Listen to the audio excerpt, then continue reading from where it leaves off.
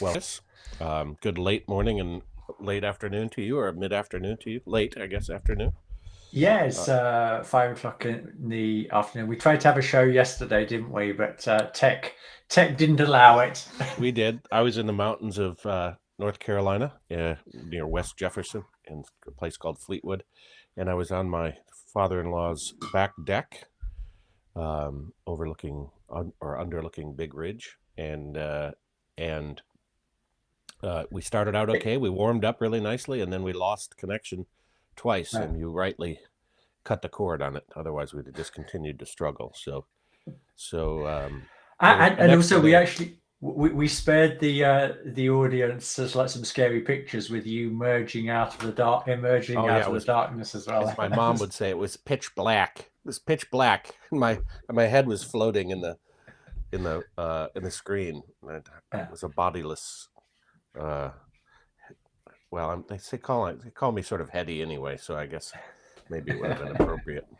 Yeah. So here we go. Chapter 5, Truth and Knowledge, and Truth and Science is what Angus calls it.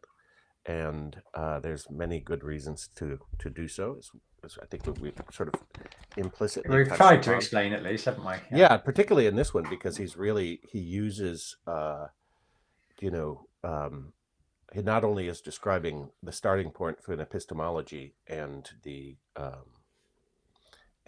way forward past that starting point, but he's also saying, if we're going to do science, here we go in the upbuilding process of the scientific. He uses the term upbuilding, That's which right. is Yeah. interesting, and that'll.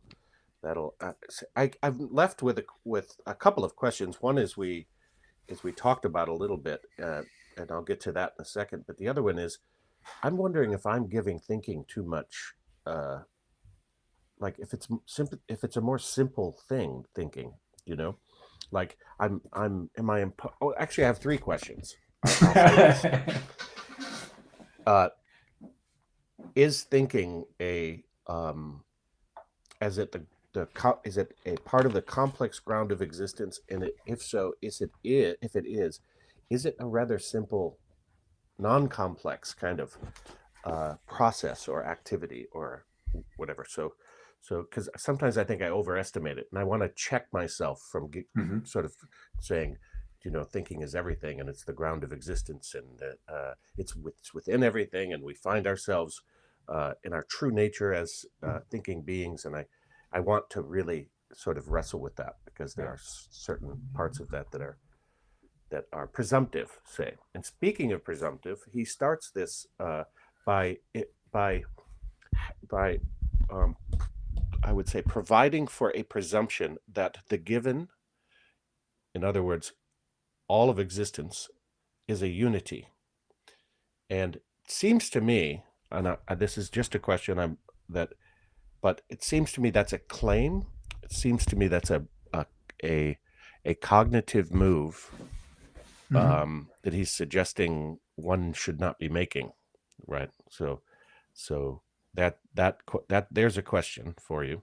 Okay. Though I will say that in Philosophy of Freedom, my experience was that he established that um, the that existence is a universal, or is a unified reality, and that we pull it apart. I do believe he established it there, but within this work, thinking through this intricate process that he puts together, that he weaves together here, um, um, and it is a process that's woven together, which is a remarkable thing.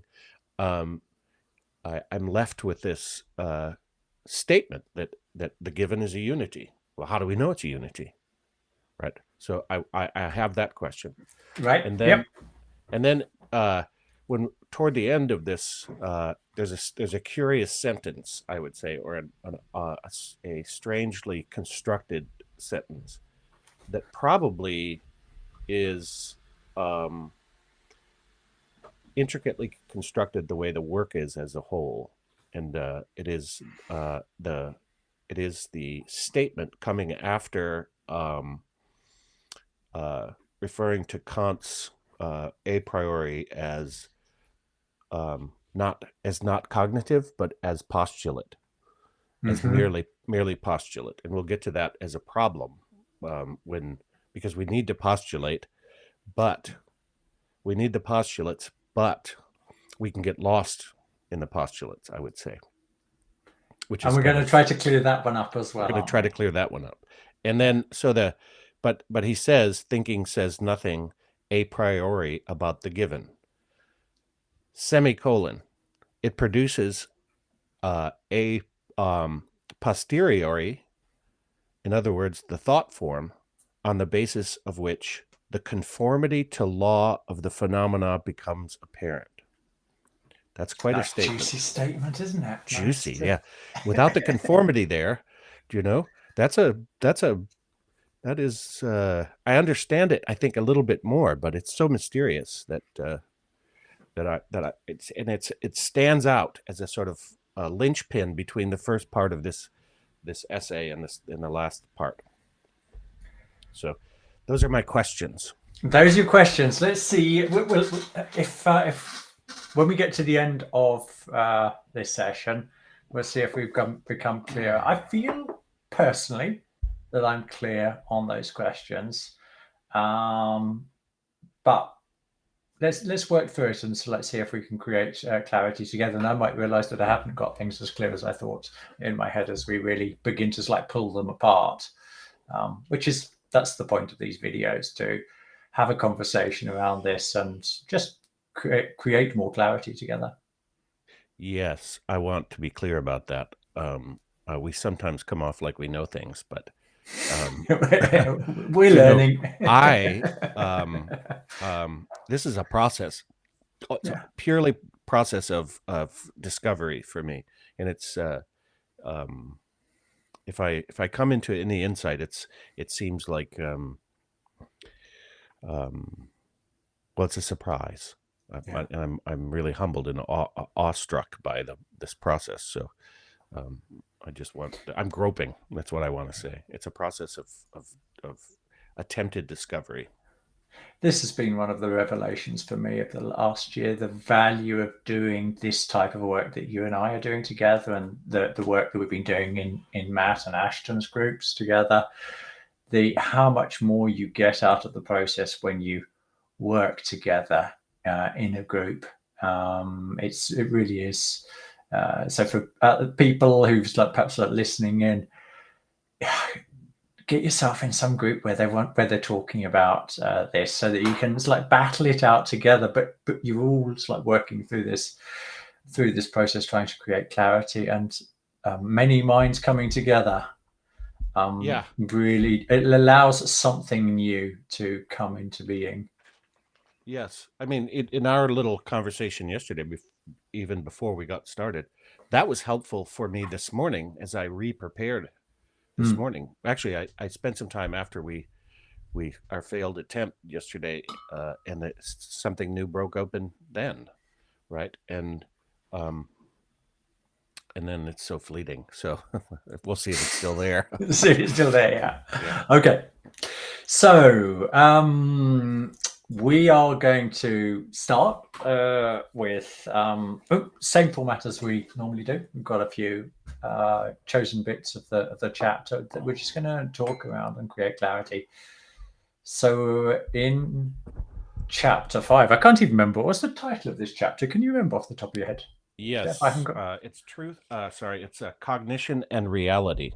Cognition and Reality. Okay. Yes. Erkenntnis und Wirklichkeit, I would imagine, in that case, in German. That's my best guess. Anyway. Yes, and we touched upon last time. I want to add this. I probably should have, as the introduction, probably should have been part of that.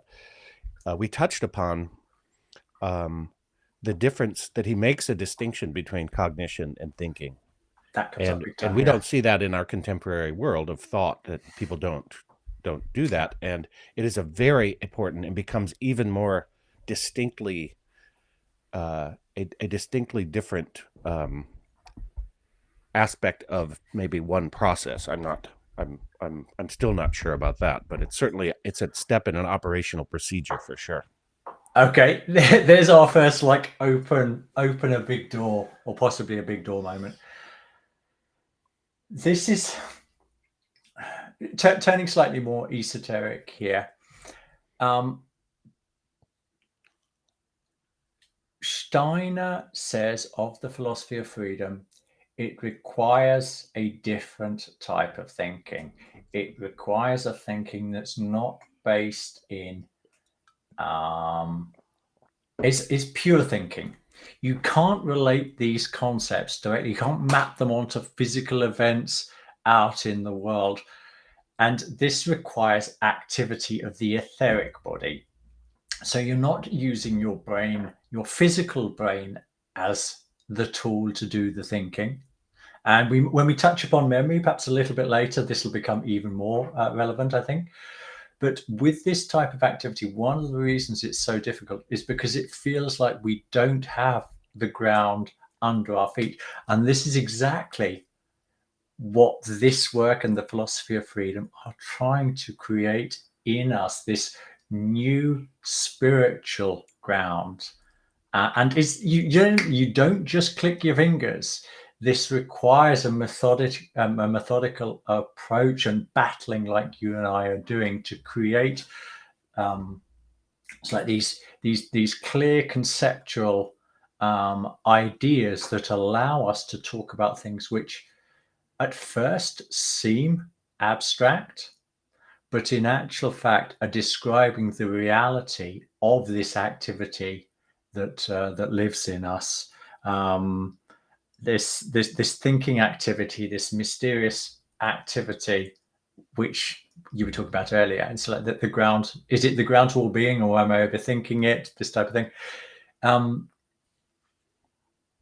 Actually, meeting this head on requires new capacities of us, which is why it's difficult. I would say also it requires a thoroughgoing contemporary consciousness to be uncynical in the world in this time that we are living, because, well, as we alluded to, I think last time, there is a temptation and a tendency to revert back to the sort of to a sort of neo-enlightenment kind of rationale, which is sort of still firmly ensconced in the intellectual soul, which is important, right? It was an important step. And this is the way he begins this, isn't it? I've decided there are three aspects to this first quote that you pull, as relates to you asserted that.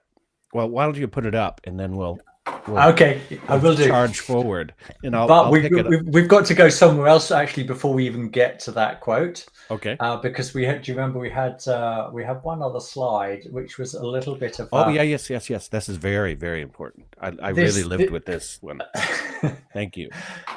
Okay, so what am I thinking? I've this slide, I've created it as an overview of where I think Steiner arrives at the end of this chapter. From, let's call it the other perspective. What do I mean by the other perspective? So we've got in this picture, we've got Meister Eckhart, a mystic. This is a non-mystical path we are talking about. Truth and Wahrheit and Wissenschaft, with truth and science, we are doing one path. We're taking one path towards a conscious experience of the spiritual, our own spiritual nature. This is the path that we're traveling, or this is the path that we're looking at. But it's not the only path. There's also this path which is called the mystical path. But what both paths do is they purport to lead us to the same place, recognition of like our own essential spiritual nature. It's like our own eternal nature. For those people a little bit more familiar with like esoteric thought and how Steiner refers to this. He often talks about the northern and the southern paths, or the path into the microcosm, mystic going inside to discover your spiritual reality, or the northern path, the macrocosmic path, which is the path which is like a revelation of, it's like a reappraisal of nature and recognizing the spiritual basis of all reality as well. So they're both leading in the same direction, but coming at it from different directions. And we could also include Christ there as that being which resolved both paths, if you like, so made both paths possible. I'm not intentionally sounding vague there. I just don't want to get too far away from this chapter. Anyway. Yes, we just want to assert there that, at least I do, that's not a belief in the sense of a formal religious reference. It has to do with how the Christ is alive phenomenologically in the world today, and how that manifests as the spiritual realization you're talking about. Yeah. So what does it say this on this slide? So God has become man so that I might become God. This is a phrase that Steiner attributes to Meister Eckhart. He has actually he's adapted it himself, because if you look at the German, which is what is underneath, you see that he's taken poetic liberties with it, but essentially it's still the same statement. In the German, it refers to man as in it's like an individual as opposed to the I, but otherwise it's the same meaning. But what Meister Eckhart here is saying, so God has become man so that I might become God. He recognizes the indwelling. When we recognize the God aspect within us, we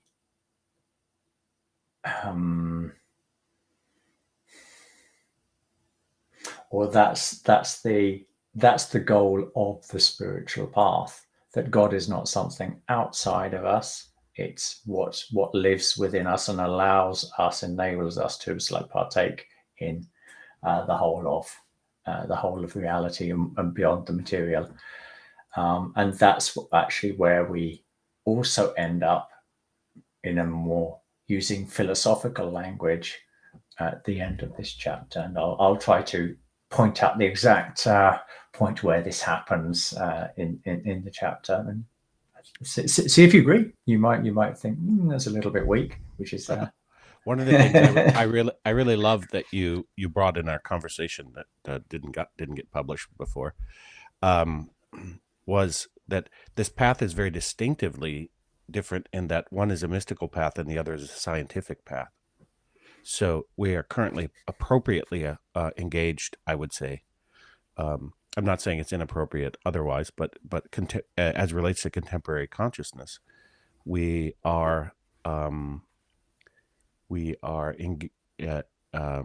spiritual path is a scientific path.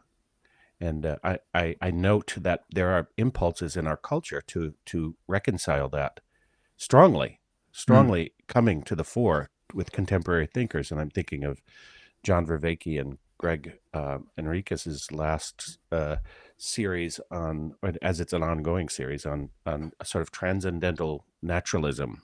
It's what they're calling it, which sounds similar to spiritual science, doesn't it? Yeah. And the one thing I believe that they are lacking is a sound epistemology for it. And a recent conversation follow-up that Benita Roy, the wonderful philosopher, American philosopher, and social thinker, brought a critique right to Greg, and Greg hosted it, which is, I thought, quite shows such integrity, say. Mm-hmm. And in it, she she calls into question if they're actually talking, if they actually have the. I wouldn't say she said this explicitly, but this was the engagement that at the level I found that what they perhaps were lacking is the epistemology to support this transcendental naturalism, and that they were falling back into a lot of presumptions as relates to what naturalism itself is, or natural science itself is, which is problematic on the postulate level coming out of Kant, I would say. Everywhere. It's rampant everywhere. Anytime you have, well, we'll get to that because that comes just before that phrased question. But this is great. This is fantastic start, and I loved that you brought the scientific path as the spiritual path. Like, I've never really heard that said. Yeah. And we're hoping we can also speak to Greg at some times, because we talked quite a bit about how we were unsatisfied with their epistemological foundations, that they thought they were solid, and we're saying no, we totally disagree. So it'd be interesting to see that conversation when it comes about. Yes, indeed. I look forward to it. Yeah. Okay, should we move on? Yes, it's perfect segue. Good. So, through a postulate, we have separated from the rest of the world a picture, a particular part of it. This was done because it lies in the nature of cognition to start from just this particular part. Thus, we separated it out only to enable us to understand the act of cognition. In doing so, it must be clear that we have artificially torn apart the unity of the world picture. Do you want to comment on that first, or shall I go? I don't mind, Jeff. Well, first of all, I don't see the quote on my screen. Maybe it's showing. That's happened before for the viewer. Yeah. I still see the fishbowl and Meister Eckhart and his sweet countenance. It's changed here, so yeah. Okay. Hopefully it'll update for you as there. Shall I go first, or do you want to? I would leave that. It sounds like you have an impulse to, and I would love to hear where you're inspired at this moment. So there's 2 points. I think this is in part an answer to the question you have about, is this just a cognitive move with the given? But we'll come back to that. That's like as a second part, as a read of this, and hopefully it'll come up on the screen for you. I'll just flash it in and flash it out again and see if that helps you. Yeah, it's the same. So, through a postulate, we have separated from the rest of the world a picture. Steiner he's referring to the postulate that we talked about in the past chapter, which was identifying within the given something that moves us beyond the merely given. He's saying we have to find that secure point, that cognitive, not a cognitive mood, but something that will allow us to create a true basis for a theory of knowledge, or a true epistemology. He calls it the true epistemology in that chapter. But one of the things I did a little bit more homework from now, or from page 28 and onwards, he uses postulate like another 30 or 40 times in this book. So I think it's important to talk about what's going on here. So we've got the postulate in the sense he's saying we're making this postulate that we have to find this space within the given, out of which cognition grows. That's the point of epistemology. But then he goes to use it in a lot broader sense. And he's basically pointing out something as trivial as this pen. This pen that I'm holding here, I am postulating a pen. Or if I pick up my mobile phone, I am postulating a mobile phone, or my glasses, I'm postulating. What does he mean by that?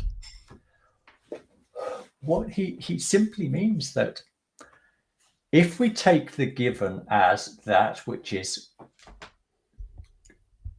completely undescribable prior to cognition, the given is absolutely everything. When I postulate something, what I do is I rip out, or as he says, I've torn apart the unity. There's this whole picture of reality, this whole universe around me, which I can't even call universe because that's sort of like already beginning to describe it. But I pull something out of it. I fix my attention on one specific part. And in that sense, I am ripping something out. I am distinguishing it. I am determining it, is another word that he uses often in the text. Just that particular part of the whole given. And this is a fundamental act of the I, and of cognition as well, that I separate out. It's like these different bits of reality. And when we start talking about synthetic a little bit later, we can already prefigure it into like, okay, I'm out dividing up the world into like in glasses, pens, mobile phones, and all these different things. But if I want to talk about knowing the world, I have to like understand the relationship between glasses and perhaps Angus's vision, or pen and the desire to be able to write, or phone and the desire and the need to be able to communicate. All of these things are only given to us through, it's like putting things together. It's like these things that we've torn out of the whole of reality, putting them back in there so that they form a whole again. And I think also when we'll talk about that with apprehension, because he talks about Kant in this chapter. So that was one of the things I wanted to say about postulates. That spark any thoughts in you? Yeah, that's important. I'm glad that you went into postulate, because it's a specific word that has a specific, almost an assertive nature about it. Mm. Right? It's an intentional act. It's not a passive perception of an object. Right? So this also screws in the importance of observation as relates to thinking. Yeah. Right. And then he also says that once you've pulled something out, then in order to have to begin the operation of knowing it, there has to be two or more aspects to it. Like you said, the glasses in your eyes. What is the relationship, right? So it's relational. It's very Aristotelian category, the relational, and the position. Yeah. Which are two Aristotelian or Aristotle's categories. And I personally am finding Plato and Aristotle all over the place here, because there's also for the form a very Platonic. I would say that the better way to put this, and I've made this claim as a young man and got some blowback from people, that what Rudolf Steiner has done with his epistemology is reunified Plato and Aristotle, and the West has torn them apart, and they belong together, and so in any case, this is a foreshadowing, I think, of some conversation that may occur coming up, because these are categories. This is a relational and position, at the very least at this point, right? Yeah. It's beautiful concept as lens. Then that becomes. So then also the other part of this paragraph that you posted that I couldn't see, but have in front of me, is the act of cognition entering the stage. So when we were talking about it, he was saying in this essay, in this larger dissertation that became this publication, we've established together, as we've read together and have agreed upon, that that that this is a point at which cognition enters, and I and I think that you are suggesting that there's a larger point there as well about um, not just specific to epistemology or this description of epistemology, that there's a larger point. And I don't quite have that, but I do have this one, which is there's a point in human history when cognition entered into the evolution of consciousness and forced our hand in this respect, that we were that it's in the evolution of consciousness, as we saw in the Riddles of Philosophy, as he illustrates beautifully with Pherecydes and Pythagoras, Mhm. that they were perceiving and conceiving the world at the same time. There wasn't this separation. There wasn't an artificial separation that occurred, and there was a sort of fall out of that Yeah. that was that has created the responsibility, I would say, to draw the artificial line where cognition starts, so that you can operate the cognitive side of it without being wagged, without the tail wagging the dog, which is without cognition wagging thinking Hmm. or perception, right? And so when you have postulates, it's important to have them, but you have to note that's where cognition starts, and that you're you're not allowed to stay with the postulate and then say that's the reality, like, I don't know, germ theory or the bilipid cell membrane theory, Yeah. as opposed to observation of life and with Yeah. thinking associated with it, so that when cognition begins, it's a thinking cognition that's connected to observation. You said about 10 things that I thought were yes, really interesting. I was like thinking, what do I go for? Um, the last thing you said is I'm going to go with the thing that you were saying about Aristotle, because the thing about categories, Steiner makes this statement a couple of times in some lectures around about the 180 mark. Can't remember GA. I mean, when I say that, where he talks about categories being the cosmic script.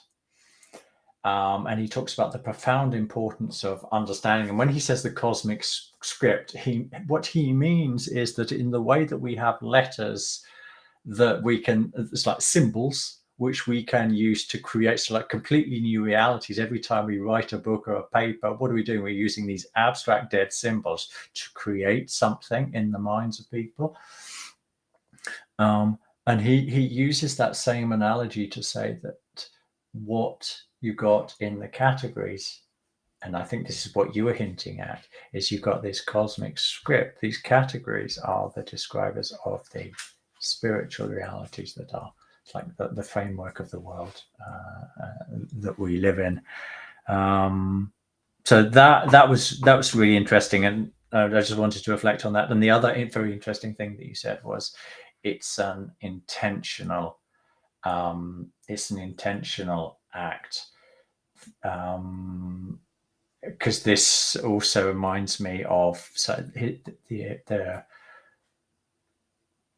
importance that Steiner attributes to Brentano, Franz Brentano, and it's like his understanding of what consciousness is, and that it is an intentional act, that you've got the given out there, and there's this intentional sort of like pulling something, tearing something out of that given. Every time we do something like that, there is an intention involved. So yeah, very quick reflections on what you're saying, and then we could go into those deeper as well. But yeah, we're here to talk about this this text. So hopefully you can see this now. Hopefully it'll come up on your screen. Don't know. Do you see the text when I put it up? Not yet. No, it seems I think you've just gone mute as well. Now I see a fish in an empty bowl. I saw Eckhart and the fish, and then the How Eckhart's weird. image disappeared, and then the empty bowl was there where the Eckhart's image was.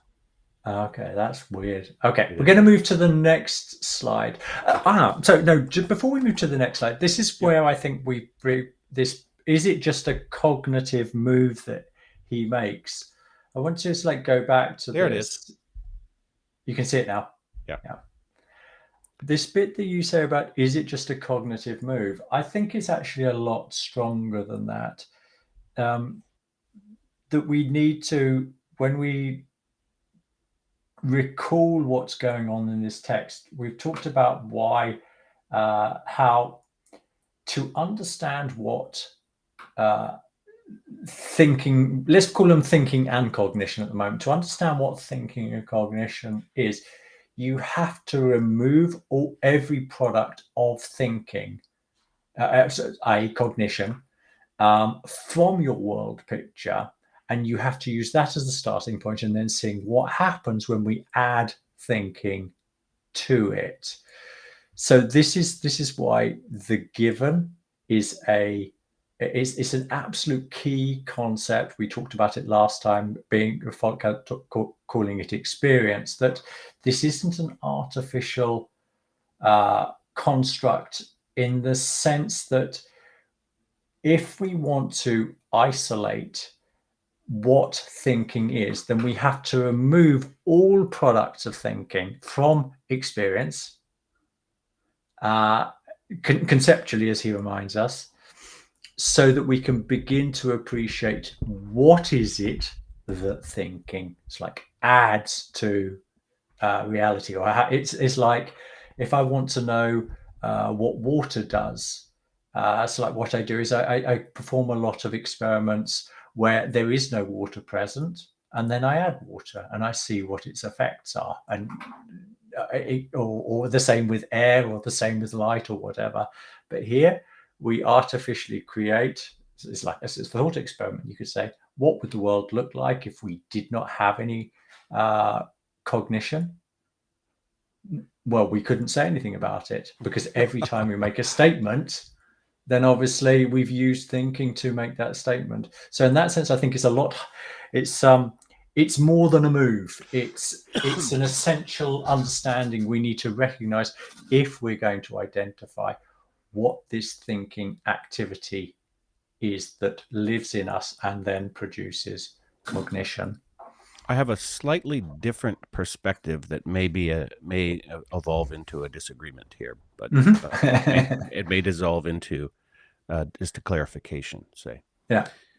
I don't think he's asking us when we're um, making the move to think about the to uh, draw the line where the given is. Um, I don't think he's saying that we have to get rid of the products of thinking. I think he's saying they are part of the given. But at first they seem like just Yeah.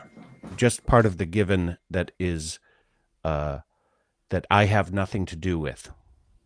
Right? Say something like that, like I don't that which is objective at first.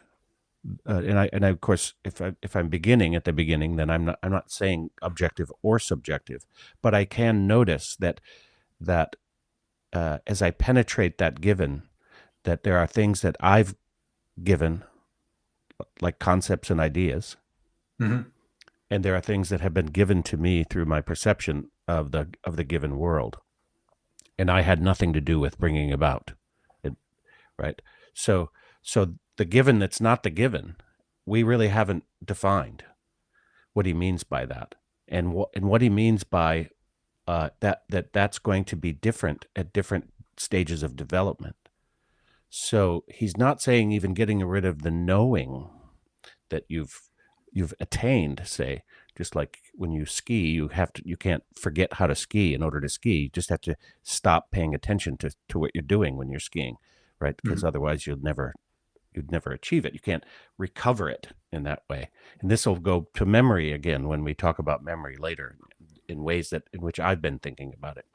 So I think it's an important distinction because the subjective uh, what we later will call the subjective is that which we give to the given, to the picture Yeah. of the given, and that's the thing behind it. And those are concepts and ideals and cognition. Yeah. Although it's not a given, if I may, it's not a given that actually is going to be the case, that I am the one doing it.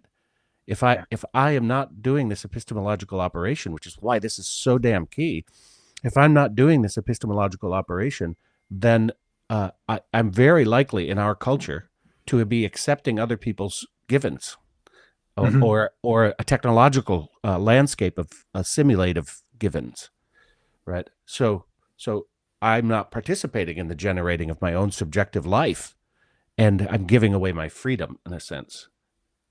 Yeah. That's why it's I, so important. Yeah, we're certainly not in disagreement there. What you're doing is you're fleshing out important aspects around it.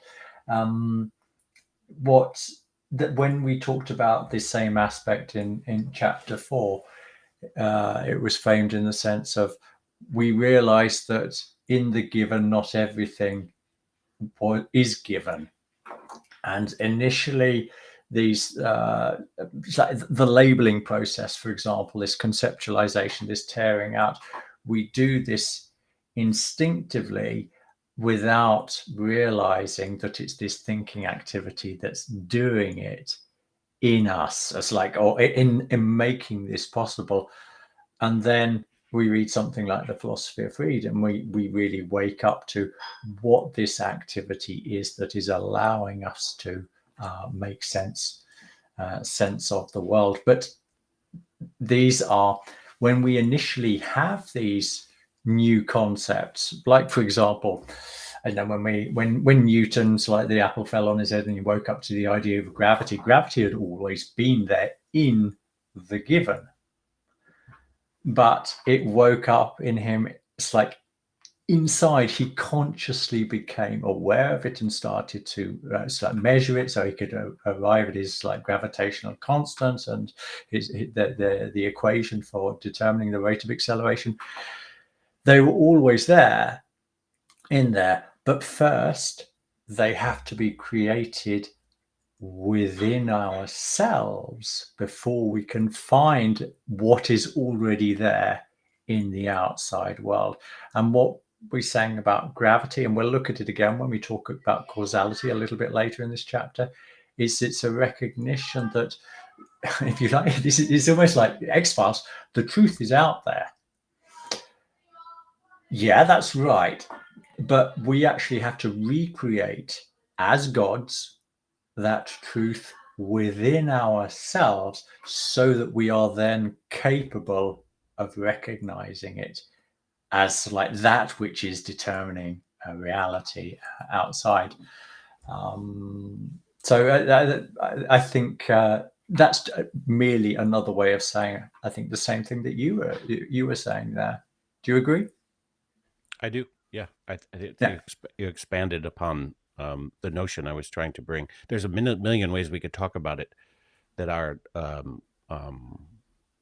down the road, say, as relates to why it's so significant, how it plays out as so significant, that that's the subjective self Yeah. is I would suggest there are four aspects. This is something I've been flirting with. I wonder what you think about it. Um, there's thinking that generates concepts and ideas through the cognitive process, through a cognitive activity or deed, Mhm. and the generation of that subjective reality that you were describing as a provisional, or um, um, as a reality created alongside, say, from a theoretical standpoint, alongside the reality that is the objective given, say, that there's a self that thinks, and that all of these are, you could Dennis Klocek does a really interesting exercise of ABC CBA. It's a sort of Rukschau exercise, but you move through a logical sequence, and then you move it back through. And if you take, without even talking about the self, but the self is implicit here as a given, I would suggest, at least as to the degree that your development has allowed for a self to be a real functional soul quality that is given, and that the soul itself is part of the given as real, which is another question. But you can take thinking through concept and cognition and then run cognition back through concept idea into thinking. And then you have which is also linked to observation.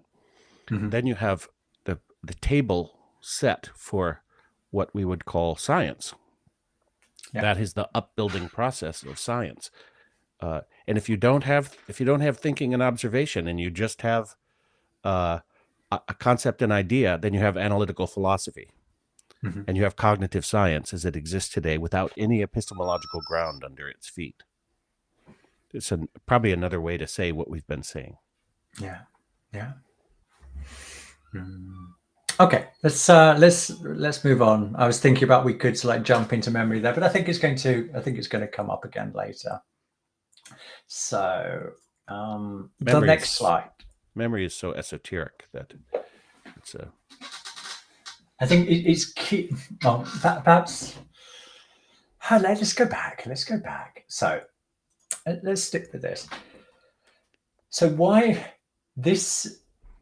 Let's play with our Newton example in relation to this. It's like gravity's always been there in the outside world, and then suddenly humanity wakes up to it consciously, so that it can begin to mathematize about it. It always knows apples falling off the trees, but it hasn't called it gravity, and it hasn't recognized its universal natures across the whole Earth, and then select something that's shapes solar systems and universes or galaxies.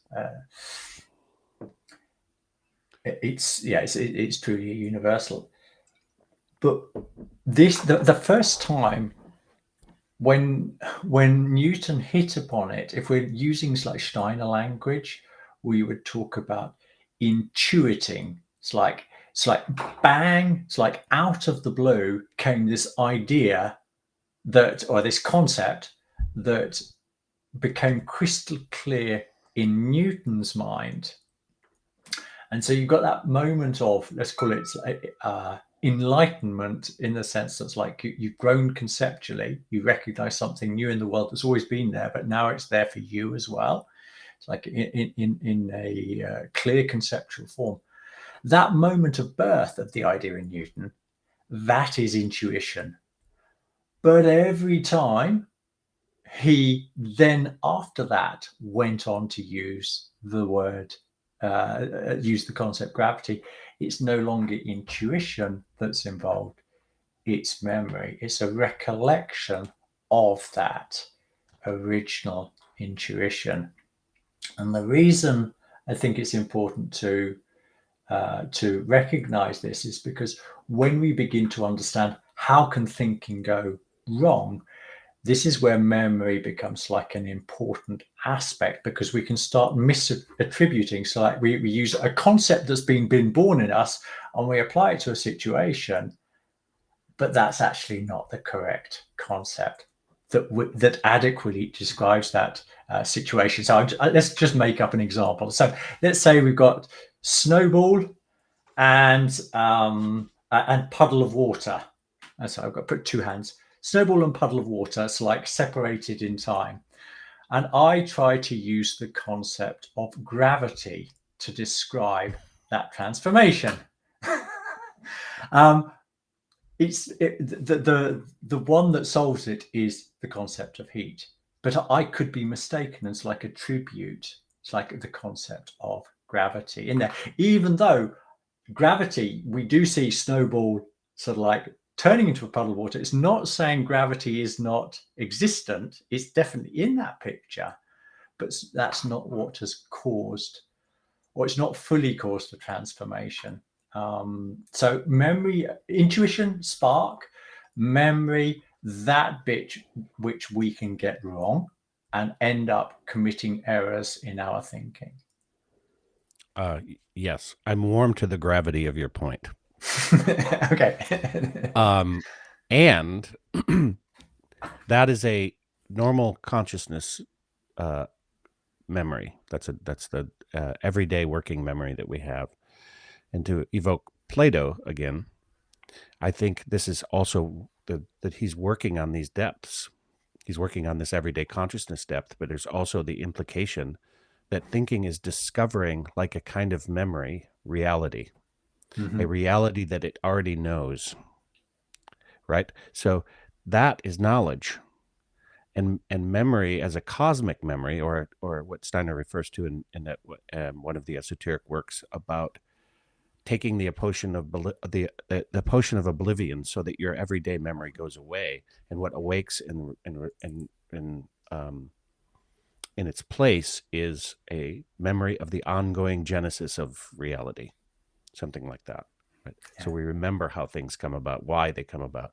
We remember that, like with Hegel and his chemism and mechanical starting point, this abstract starting point, that that he doesn't even attribute to mechanical objects, or so-called mechanical objects, or objects in motion and mechanical process, that there is something inherently Aristotelian about their movement, if you will, because you can't. Gravity needs the relationship, like light needs the object to reflect upon in order to manifest, say. Yeah. So we're talking, I think this leads us more toward talking about gravity as being, as something to do with being, like Zach Stein and Mark Gaffney are trying to do with their cosmoerotic humanism, is they're trying to develop this a more intimate relationship with these terms, so that they're not merely mechanical. So I wanted to bring that in because I don't want to get stuck on that one idea of memory. Because when we're talking about human development into the sentient soul and the life processes, incarnating into existence gives rise to our heritage, essentially. I'm going too far ahead. I understand that, but I want to remember memory in both senses. Yeah. Okay. Let's have a look. So next one. To permeate the world as given with concepts and ideas is a thinking consideration of things. Therefore, thinking is the act which mediates knowledge. It is only when thinking arranges the world picture by means of its own activity that knowledge can come about. Thinking itself is an activity which, in the moment of cognition, produces a content of its own. Therefore, insofar as the content that is cognized issues from thinking, it contains no problems for cognition. Who's going to go first? What does he mean by it? That it creates no problem for cognition, I guess. Okay, I'm going to go one step back before we launch into that. And I'm going to link back to what you're saying about light. We've got this sentence here, therefore thinking is the act which mediates knowledge. Because knowledge is cognition, okay? Cognition and recognition is memory. Why I think it's important to focus on this before tackling the last bit is that thinking is,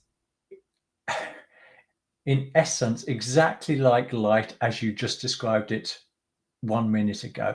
It is completely invisible until it strikes an object. Thinking is completely invisible. We do not know of it until it strikes up with sort of like something which it can sort of like pull out of the given, and then its activity sheds light on. It's like, but it's not a physical light as in colors, it's a conceptual life that that thinking then mediates. So let's perception plus thinking when thinking, the activity of thinking sheds its light on perception, what we have arising is concepts or ideas and concepts. And this, I think, this is what we have to experience of what this is an activity which creates a product. Light is an activity which creates light, but that it's that the activity itself is invisible. Good. Well, that answers the question, really. It leads us to the answer to the question of why the term "no problem for cognition," um, um, because it is It's what you're born out describing. of it. It's part of it's neither wrong nor right. At this point, it is. It's just inappropriate to say if it's wrong or right. It is, like light is producing an effect, through raindrops on a dark sky. That is from my description, not mine, but the one I prefer is that it's suffering deeds of light. Color is the suffering and deeds of light, and it's there. Of course, we get into these abstractions about color's not real, right? And this goes into the problem later on about postulates as disconnected from perception, because we're so used to being ashamed of our perceptions, right? He gets into this in the previous chapter where he says, it's just basically uh, a geological perceptual fact that the sun appears to rise, or that it's smaller, that the moon is smaller at the height and larger at the right. That these aren't misperceptions. They are what we perceive, and we do well to attend to what we perceive, not to create a cognitive belief system or a postulate that then we operate on as if it were the reality. We have to still stay with the epistemological processes in order to reveal the wealth and richness of the complex nature of existence. But so when he says, therefore, insofar as the content that is cognized issues from thinking, it contains no problem for cognition. It is part of the process that human beings bring to the contemporary table at the very least. And it is, I hear it, what you were saying is that cognition then becomes the vessel for thinking, just like the human body is the vessel for life. That it holds concepts and ideas and works with them. It's an activity that works with concepts and ideas, and including self, but also including objects, and thinking about the relationships of the world. It allows thinking to sort of alight, if you will. Yeah. Absolutely, and here we also need to, whilst we've been emphasizing perhaps the perceptual side of perhaps visual perceptive, so ripping something out of the given, the pen, the glasses, but of course subject and object is also something that's been ripped out of that given. The recognition that there is something about me which is not in the world outside. There's a feeling life within me that I don't see in the world outside. So there's an I. There's there's I, and then there's the world. That also is a product of thinking. So that cognition, that concept, is a product of the thinking activity, living and waking us up to different ways of representing reality to ourselves. So a dog, a dog has little, certainly doesn't have the same level of eye awareness as we do. And one way of describing that is like the thinking activity that lives in a dog is of a far lower, let's call it intensity for want of a better word, so that it isn't able to come up to that. We, as thinking human beings, can recognize the individual nature of these of the animals, or we can give them different names and that type of thing. But they don't do that. They don't. There's no evidence out there to say that they like call themselves even dogs. It's just sort of like they clearly live in an experience, but it's not the same concept rich experience that we have of the world. They don't experience rich it might be, but it is concept experience rich. Yeah, yes. Exactly. Yes, I think this is a really good point, because he says the given is that which appears at the horizon of our experience. What is a great way to define it, right? If you're going to define given, there it is. There's a very good picture of what given is that it's like I'm not yet experiencing it. It's foreign to my experience. And I think it would be an insult to dogs to say that they are foreign to their experience, or a deer, or I mean, there's certain sort of training facts that have to do with domesticated animals that are problematic. But if you stay with an observation of wildlife, say, they're not second guessing themselves, right? Yeah. They're not cognizing. They are. You could say that purely out of instinct, an expression of thinking without the cognitive reflector or the cognitive vessel to even need to use thinking in a cognitive manner. Yeah. And we just have no choice.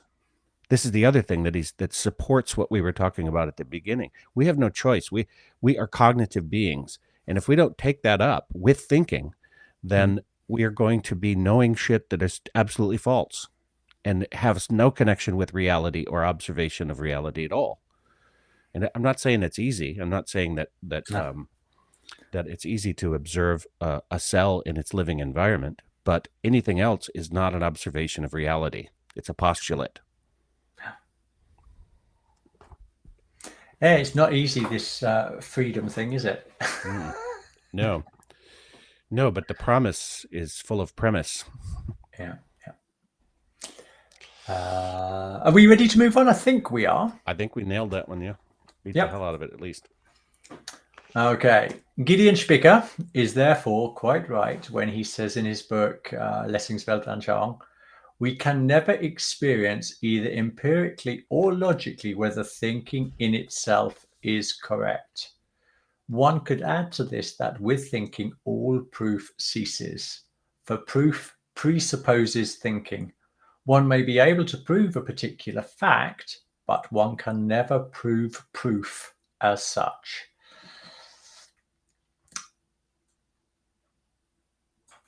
There it is.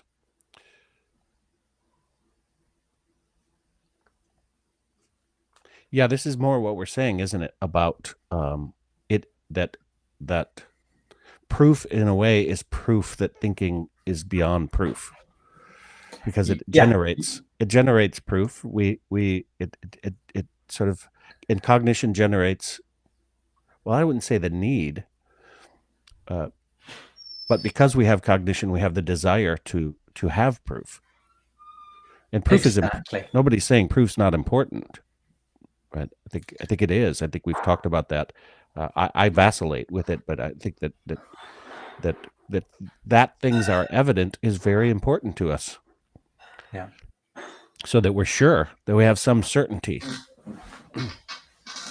He says elsewhere around this particular passage in the book, he says that we can use thinking to prove. Well, he says it here as well. We can use it to prove facts, But when it comes to thinking itself, it's that activity. It can't prove itself. Thinking cannot prove itself. It is an activity that creates proofs, but cannot be used to prove itself. I think that might be one of the ways that I would frame it. And I was trying to think if we can relate that to light. Light is like it's this curious thing that is invisible that makes things visible. It sounds like one of these like Zen koans. It's like completely fundamentally contradictory at the most elemental nature. Nevertheless, what I just said about light is evidently true. And what Steiner is saying here is that the same is also true of thinking. Thinking can only be used to prove the products of thinking, cognition, but never thinking itself, because that is the activity which actually creates proof. It comes from when I try to represent it to myself, it's like imaginatively. I imagine blackness. These intuition comes out of a nowhere. It comes out of a no thing, and then, bam, it's there. So, like one moment, I was battling a way to understand, let's say, a mathematical concept, for want of a better example, and I've been working at this for I don't know days, or perhaps even weeks, or perhaps even months, and then all of a sudden, the light goes off, the thinking resolves it, and all of a sudden there's a clarity there that wasn't there, because the concept, which had these like vague contours in my mind, I was like thinking, does it mean this? Does it mean this? Or do I work with it like this? And all of a sudden, all doubt, it's like doubt dies, and then there is certainty. No, I really do understand this. And that's the experience of how thinking elucidates our experience of what is going on in the world. Oh, and perhaps if I could take us like another trivial example that might be even more accessible to people. Remember these pictures we used to look at as kids, where they'd zoom in on a little area of a picture, and you had to sort of like work out just from the little bit of information you had what it was that you were looking at. And let's say you were looking at I don't know, a drawing pin. I haven't got one here on my desk, but let's say you're looking at a drawing pin from a strange angle, and it takes you a while to recognize, that's a drawing pin or other simple objects in the office. But when it's there, there's no doubt in your mind. Once you've got that conceptual clarity, there's nobody that's then going to be able to turn around and say to you, that's a cow, or that's a telephone. No, the conceptual clarity has it's there within you, and it's that connection between the concept, the product of thinking, with what you're seeing, the content in the real world. And that when we bring that relationship, that inner concept drawing pin, to what I see in the world, and they match perfectly, that's when we talk about knowledge. Yes. And we need thinking to prove itself in order to have the certainty to rely upon it, particularly in a culture that thinks it's an epiphenomena, or an abstraction, or an abstracting device, or that sort of thing, as opposed to that which provides for the concepts and ideas and cognition, the cognitive activity, and the self that thinks, that actually generates the self that thinks. So somewhere in here he refers to thinking as the organizing principle. Mm-hmm. That's a heck of a description, I would say. Yeah.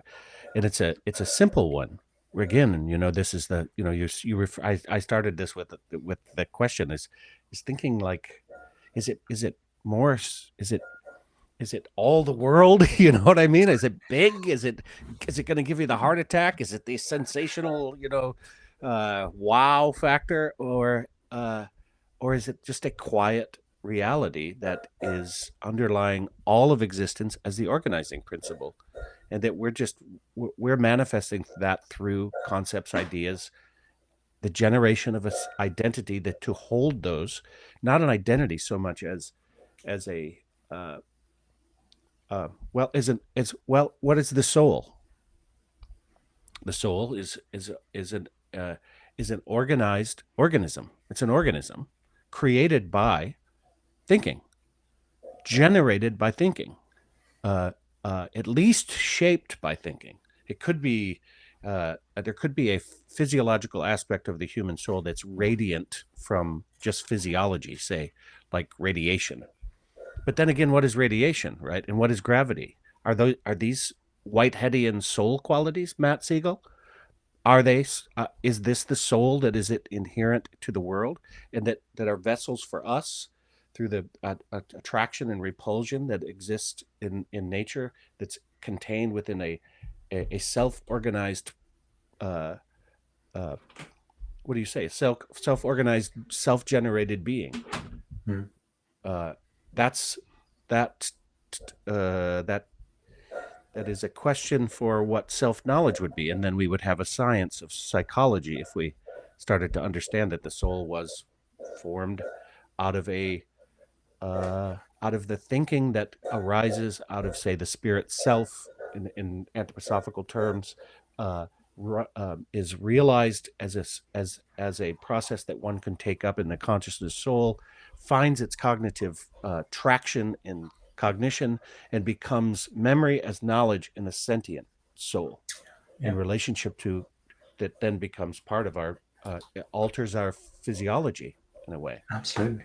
And adding to it's like that description as well, and has a feeling relationship to all that content that it's producing within itself, and also having a creating within itself, so like this will impulse to do something, to change something in the world. These are all in there, in the mix, and the clarity of the thinking and thereabouts. Like, this is my relationship between, like, the dead world of matter and the living world of the spirit, and I am this interface between them.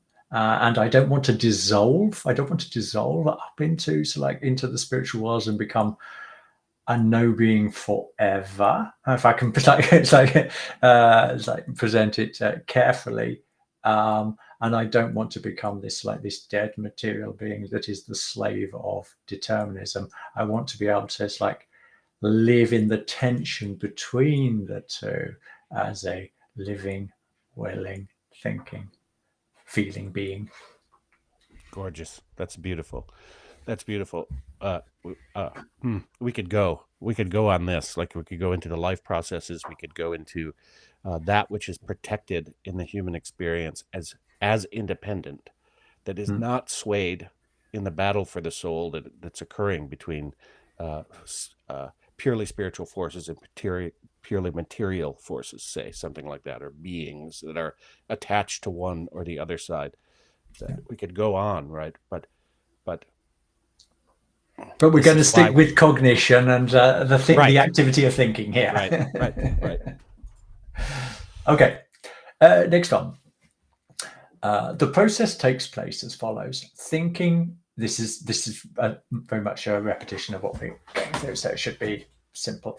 Thinking first lifts out certain entities from the totality of the world whole, the given experience. In the given, nothing is really separate. Everything is connected, is a connected continuum. Then thinking relates these separate entities to each other in accordance with the thought forms it produces, and also determines the outcome of this relationship. When thinking restores a relationship between two separate sections of the world content, it does not do so arbitrarily. Thinking waits for what comes to light of its own accord as the result of restoring the relationship. This is really key here. Or you Wow. look like you were ready to launch there. Oh, well, no, I want to get the key first, Go for it. to open the door. No, Mhm. you just said key, and I want to receive the key. I want to wait and see what the relationship Okay. restoring does, because I have an inspired, I think, kind of inspired riff on this as thinking.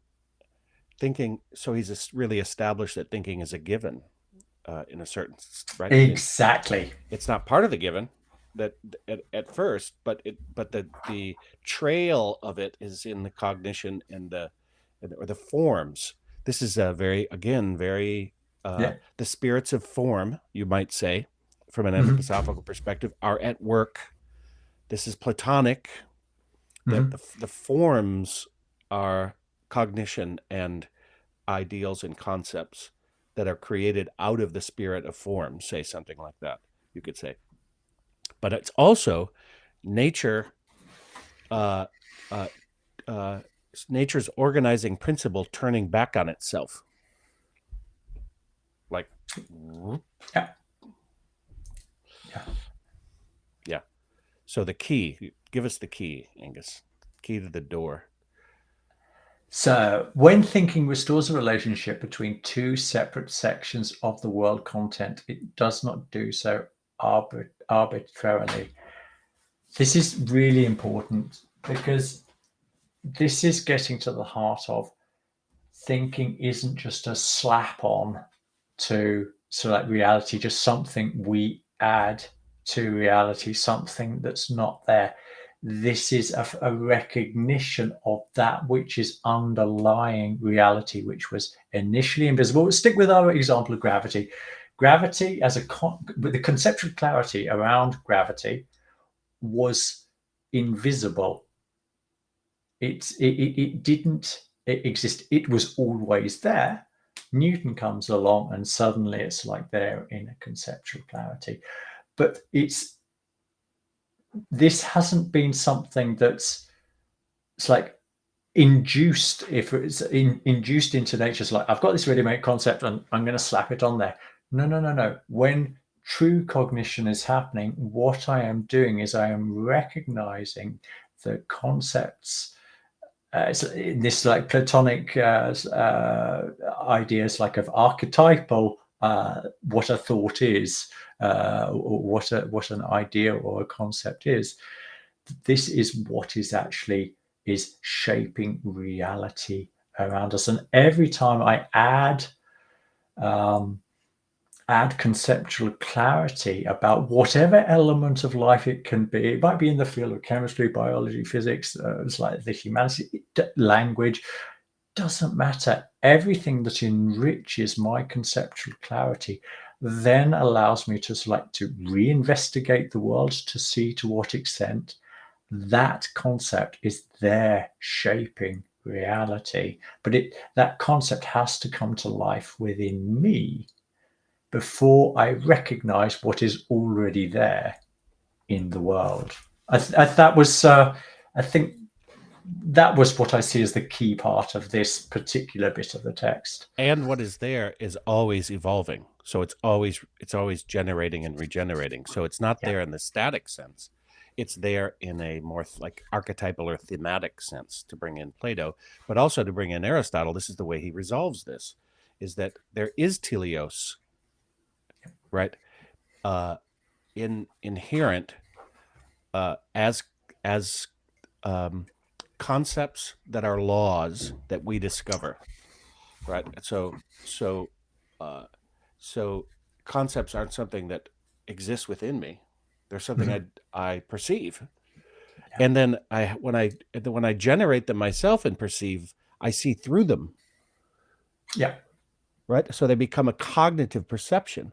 Right? And cognition and idea and cognition and concept are then married as as uh, as thinking, knowing, perception that's creating reality itself. So we're not only does reality come alive in us, but we, as a say mimicry, it's not, which isn't quite the right word, but as a I sort would of call it living participation. analog, but as I'd call it part. participation, as experience, where Yeah. the experience as knowledge no longer has the given as a horizon. It's an experience. It's no longer on the horizon. It's not something that I'm not, right. So um, what I really wanted to say there is that part of what I really wanted to say is that thinking generates reality, as well as uh, uh, in the sense that it generates self, it generates concepts, it generates its own givens, and it finds the givens in the Yeah. in the world that I don't generate. It generates, probably, I would suggest, and so now we're getting at what thinking as the ground of existence. It's not something just slapped on. Cognition and concepts are thinking discovering itself, Yeah. which is And as I sorry, go on. divine. It's the experience of the divine, and the divine has many countenances, just as nature has a very complicated and complex nature as we see it objectively, that we don't generate, has very complex organizing principles. Yeah. Right. God. And you're already hinting. I'm gonna find like the sentence, but you're already hinting at like what I was referring to with Meister Eckhart as like at the beginning there. As you begin to follow this through, it's like this thinking activity, what it actually represents for each and every one of us, as we live deeper into the activity itself, not the fruits, the cognition, but actually this activity itself, we realize that we are touching something which is potentially that which makes absolutely everything known. We're not there yet, that's obvious, but we are already touching the coattails of that which knows everything. And every time we enter consciously into a relationship with what this activity is, i.e., like trying to sense it in us, that we are touching something that is way beyond ourselves, which is that which encompasses everything, or has the ability to encompass everything. Yes, and that's a hard. If you just made that statement, that would be very hard to take. It'd be very hard to eat and digest, and be maybe even a heretical claim almost. And the hubris of it would be, I mean, you'd just be rightly laughed out of the room. On the other hand, that that prejudice has to do with everything being somehow a numbered thing that is quantifiable only, and that's the way we're used to cognizing about it, because our postulates have us not observing complexity uh, as it emerges, as the organizing principle that generates reality as it emerges, and in this way we are participating in the the in the process of generating reality. Uh, Exactly. Yeah. and I'm thrilled to be doing that. It's quite good fun, isn't it? It's not a given that I've generated myself. I'm very humbled by it, right? I mean, I generate the act. I'm involved in the generation of the products of the fruit of thinking, which are more than just products. Obviously, And they they're require my own participation in they that require. process. Yes, indeed. And I find thinking the given that I have a little hard time getting under, like where does that come from, right? And so that's what the meditative life is about, and this is why you embark on a meditative life around thinking, which is unique to the anthroposophical spiritual scientific perspective, I would say, as an entry point. Yeah, it's interesting. I want to try this on you and see if you recognize it.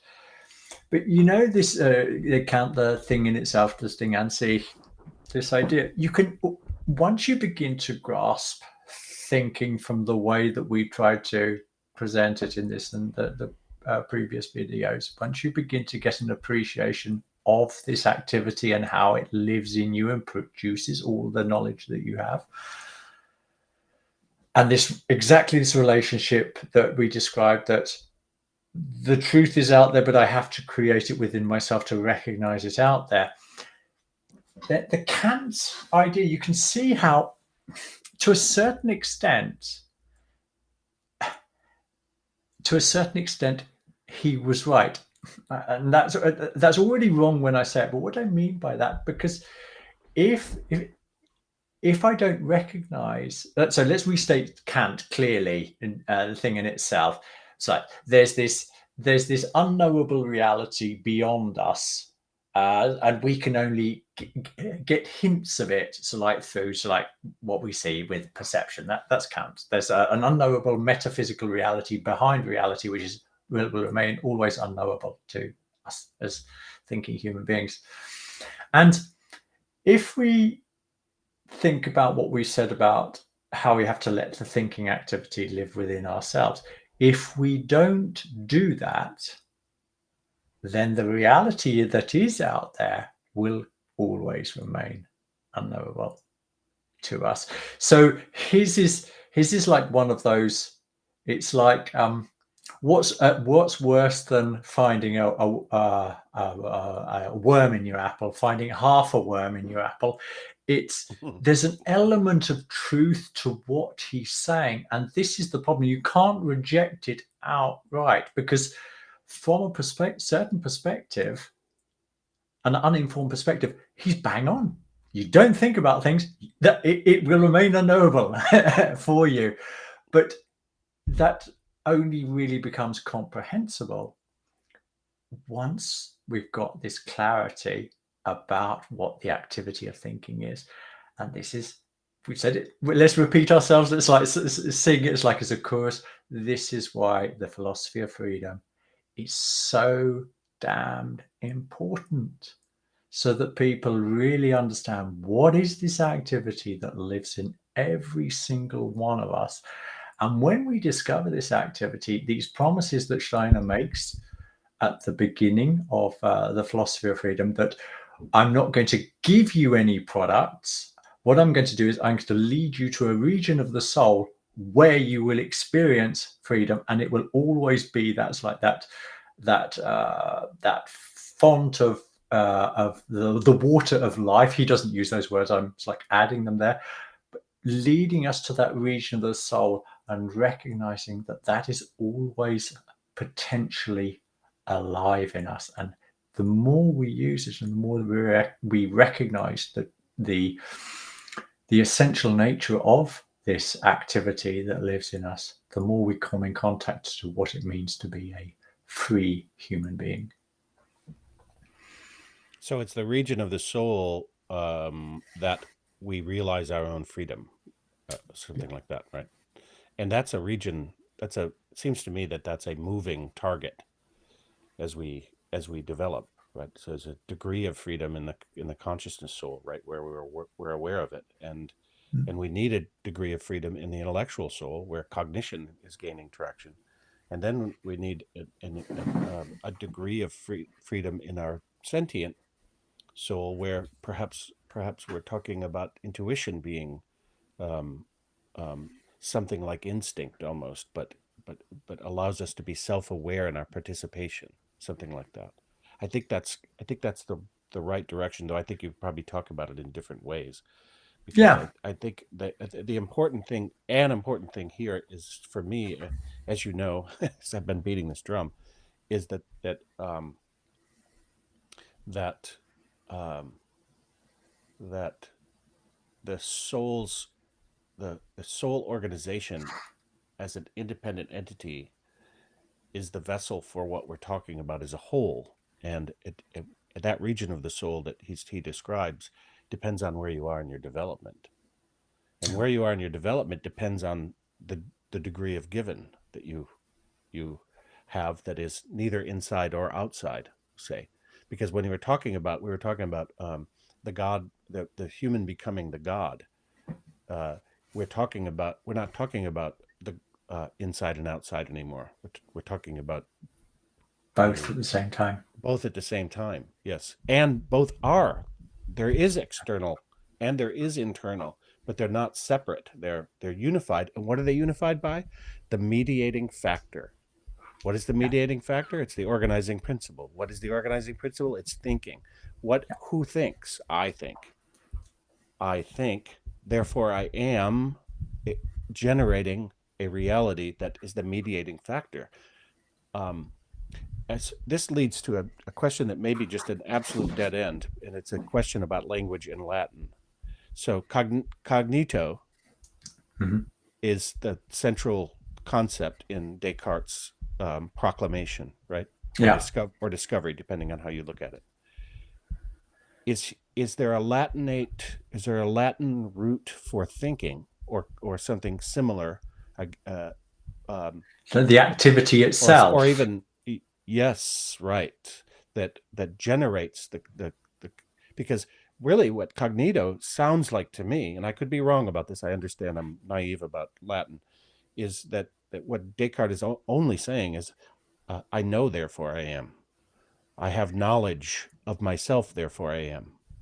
So, right? which is a little bit the same mistake Hegel makes, right? Because there's no mediating factor for Hegel between spirit and matter, right? So this comes back to, it's interesting you point out. I'm going to have to go away. I've got an answer that I'm relatively confident about, but if I'm wrong, I'll tell you about it in the next video. But the little that I do know, so if we take something like, take Italian, so you've got conoscere, which is to know, and that's a cognate of cogito or cogito. But in Italian, we have pensare, which means to think.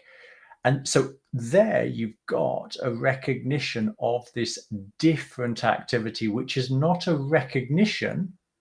And we can also tie this back to what you were talking about when you referred to the riddles of Philoctetes and Pherecydes and these people who it wasn't their own activity that created the conceptual clarity. The conceptual clarity came with the perception from the Greeks, according to Steiner in the Riddles of Philosophy there. So they never, this wasn't, clarity was bestowed on them. It was revelation.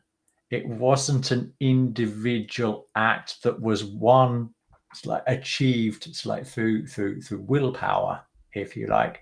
So this is a prediction I'm going to make, and we'll see if I'm right. So based on my limited understanding of how language works, we won't actually find a good translation for thinking as we mean it here, because prior to consciousness soul, it was just it was an unknown quality of the human soul.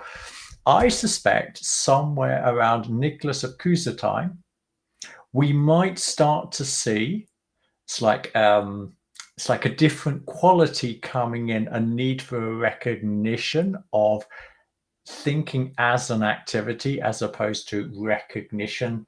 It's like the revelatory nature. But I'll dig into it. I've got somebody who's a person who I speak with on a regular basis, Italian lady who also knows good Latin, so I'll test her out on that, see if she has anything to add.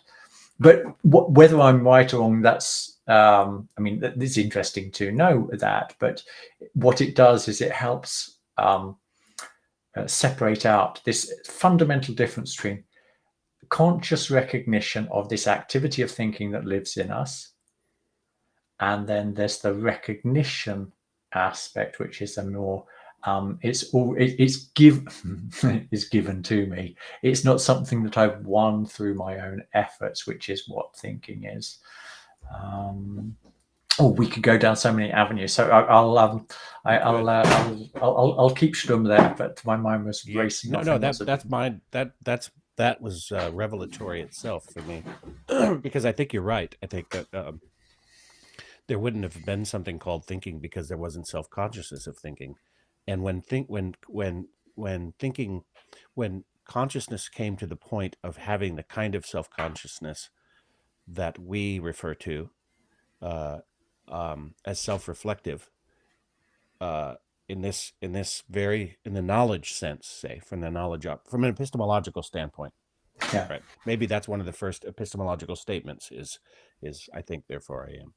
But um, and I'm sure people will dispute that, but but it's certainly the formalizing of epistemology. Obviously, Kant was profoundly influenced by that statement. Mm. He, as his primal principle is I think, but he doesn't have a self, a mediating self to deal with the what we've been talking about too. And so what I'm thinking is that cognition was like provided the cave wall experience a little bit, that thinking Yeah. shown on the back of the cognitive wall, right? And then people mistook that for knowledge, as opposed to an operational procedure that you could pull back through concept and idea, which would have been like something like archetype, into that which generates it, um, right? Something that would be a Mm. self-aware cognitive process, or a self-aware thinking process that produced a cognition that was tied to a real observation of real epistemological uh, phenomenological activity in the human soul that was arising as self-consciousness at that point, something Yeah, like that. I like the idea you're playing with Plato's cave there. It's like, can we link the shadows on the wall to cognition, recognition, as opposed to like this direct the activity of the light coming in from outside. Um, there's one other, but I think we'll park this particular point. But Steiner, actually, I know I've read this fairly recently, where he talks about cogito ergo non sum. I think, therefore, I am not. And that actually isn't a contradiction of what you're saying. It needs to be unpacked. So perhaps we'll unpack it in a different format. But there's this, if I could just like hint at it without going too far. When we truly live in the activity of thinking, we go beyond ourselves. So in that sense, Well, it's a yeah. Go as I was reading, what Steiner's done has gone beyond humanity, and first of all, that is true from an evolution of consciousness sense, in the way we were talking about the evolution of consciousness at the beginning, as relates to cognition entering the room suddenly, on. at least in a way that caused these problems and these potential solutions. And uh, and this work, as this chapter particularly, I've been thinking that it keeps coming back to me. In fact, I Googled it, and there's a name of a book called this. It's beyond analytical philosophy. Mm-hmm. He's moved philosophy beyond analytical philosophy. Now, some people have claimed to do that, but you'd have to produce this operational procedure as relates to epistemology and as relates to truth and knowledge, and the Can you generation. unpack that a little bit for listeners? What do you mean by how has he gone beyond analytical philosophy? Because analytical philosophy stays at this, what's the relationship between these two things, right? Mm-hmm. That it stays there, and it stays at the postulate level. It stays at the level of model and theory, and by doing so, it can't move beyond analytical, because Mm-hmm. the analytical is a process in the intellectual soul that tears things apart, right? Yeah. From a formal philosophy standpoint, you can say you've moved past analytical philosophy, but as long as you're still thinking with your intellectual soul, without uh, without the transparency of that which is being formed within the intellectual soul, generated as reality within the intellectual soul, then your knowledge is going to be postulate, model, theoretical laden, blocking the flow of thinking as that which generates it, or the flow of thinking is involuntary and it could come from anywhere. It could come from a more powerful thinker in the room. And then you have to say, oh, you're probably right. I don't know anything. I can't generate my own thoughts or even perceive concepts, that for that matter. So that's what I mean, is that we are in a default analytical philosophy mode, whether you're a philosopher or not. I think what you're hinting at there, I think that might also become clear when we look at Hume and causality a little bit further on. So we might be able to revisit what you just said there. Yeah. Okay, let's move on to the next one. When Kant, and even this one as well, synthetic, that was the other word that's coming to mind. When Kant speaks of the synthetic unity of apperception, it is evident that he had some inkling of what we have shown here to be an activity of thinking, the purpose of which is to organize the world content systematically. But the fact that he believed that the a priori laws of pure science could be derived from the rules according to which this synthesis takes place shows how little this inkling brought to his consciousness the essential task of thinking. So what do I think Steiner is? Why have I underlined this like synthetic unity of apperception? This is how I connect a little bit to what you were saying about analytical philosophy, that when thinking goes about dividing the world, like labeling things, which is a conceptual activity, or it's an activity based within like having concepts, if I put it like that. But then when we want to discover the relationship between different objects, the two pens you held up, for example, but it's like generalizing out into the world, then this is actually a synthetic activity. What we're doing is we're sort of like saying these two, in the book he talks about A and B, it's like being linked, so it's like through causality.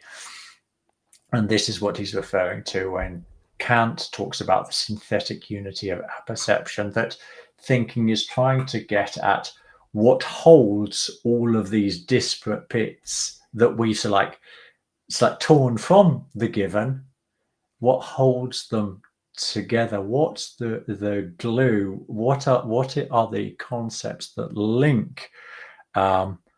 Let's say, so like I'm trying to think of a good example, but what are the concepts that's like link this into like a functioning device? What's all the complexity that's going on here that's been integrated in there? So there's knowledge of physical properties, there's programming going on, there's you've got a light source for the camera, you've got sound source for the mic, all of these different aspects being united in one. In this sense, this is a form of synthetic activity that's only possible after you've like identified, you've created clarity in these different areas. Then you can reunite them to have a clearer picture of how all of the different parts of nature are related to one another. And when you've got, let's take it's like a typical concept, when you begin to get clearer about the concept of what the etheric is, and you begin to create clarity around this concept, then you begin to see nature as a revelation of this activity of etheric forces throughout nature. As an example, synthetic. Would you do perhaps we can unpack this. Perhaps you can unpack it, or we can do it together. But the fact that he believed that the a priori laws of pure science could be derived from the rules according to which this synthesis takes place. What does that mean? The rules that this synthesis takes place. Is he talking about logic? Is he talking about, like, because this is also a Hegel problem that Hegel tried to basically, correct me if I'm wrong, but tried to trace logic so impeccably and so it did incredible work in in tracing the way logic forms, say, because it's thinking that forms it. but but and then thought that if you could map that, let's say that something like that, you could map the structure of logic, then you would have the absolute idea underlying all of existence, something like that. It seems to me that that's what Hegel was doing, but he was at that level uh, of of logic, which is a cognitive activity as opposed to thinking, which generates that utilizes logic in that way. Um, and is Kant is he saying that Kant has a similar that there's a similar sort of lawfulness about the way in which we arrive at synthesis that he is leaning on to give us reality, or am I overthinking this? Okay. I'm trying to I'm thinking about what's the best way forward. If I unpack the sentence the way I understand it, and if any times like you jump in if I've been unclear, or when you feel like something resolving itself, if that works. So, a priori laws of pure science. What Steiner goes on to say, it. I think it might even be the next slide. No, anyway, whatever. Is that all knowledge is a posteriori, because ultimately all knowledge is experience. It's experience that's required our activity.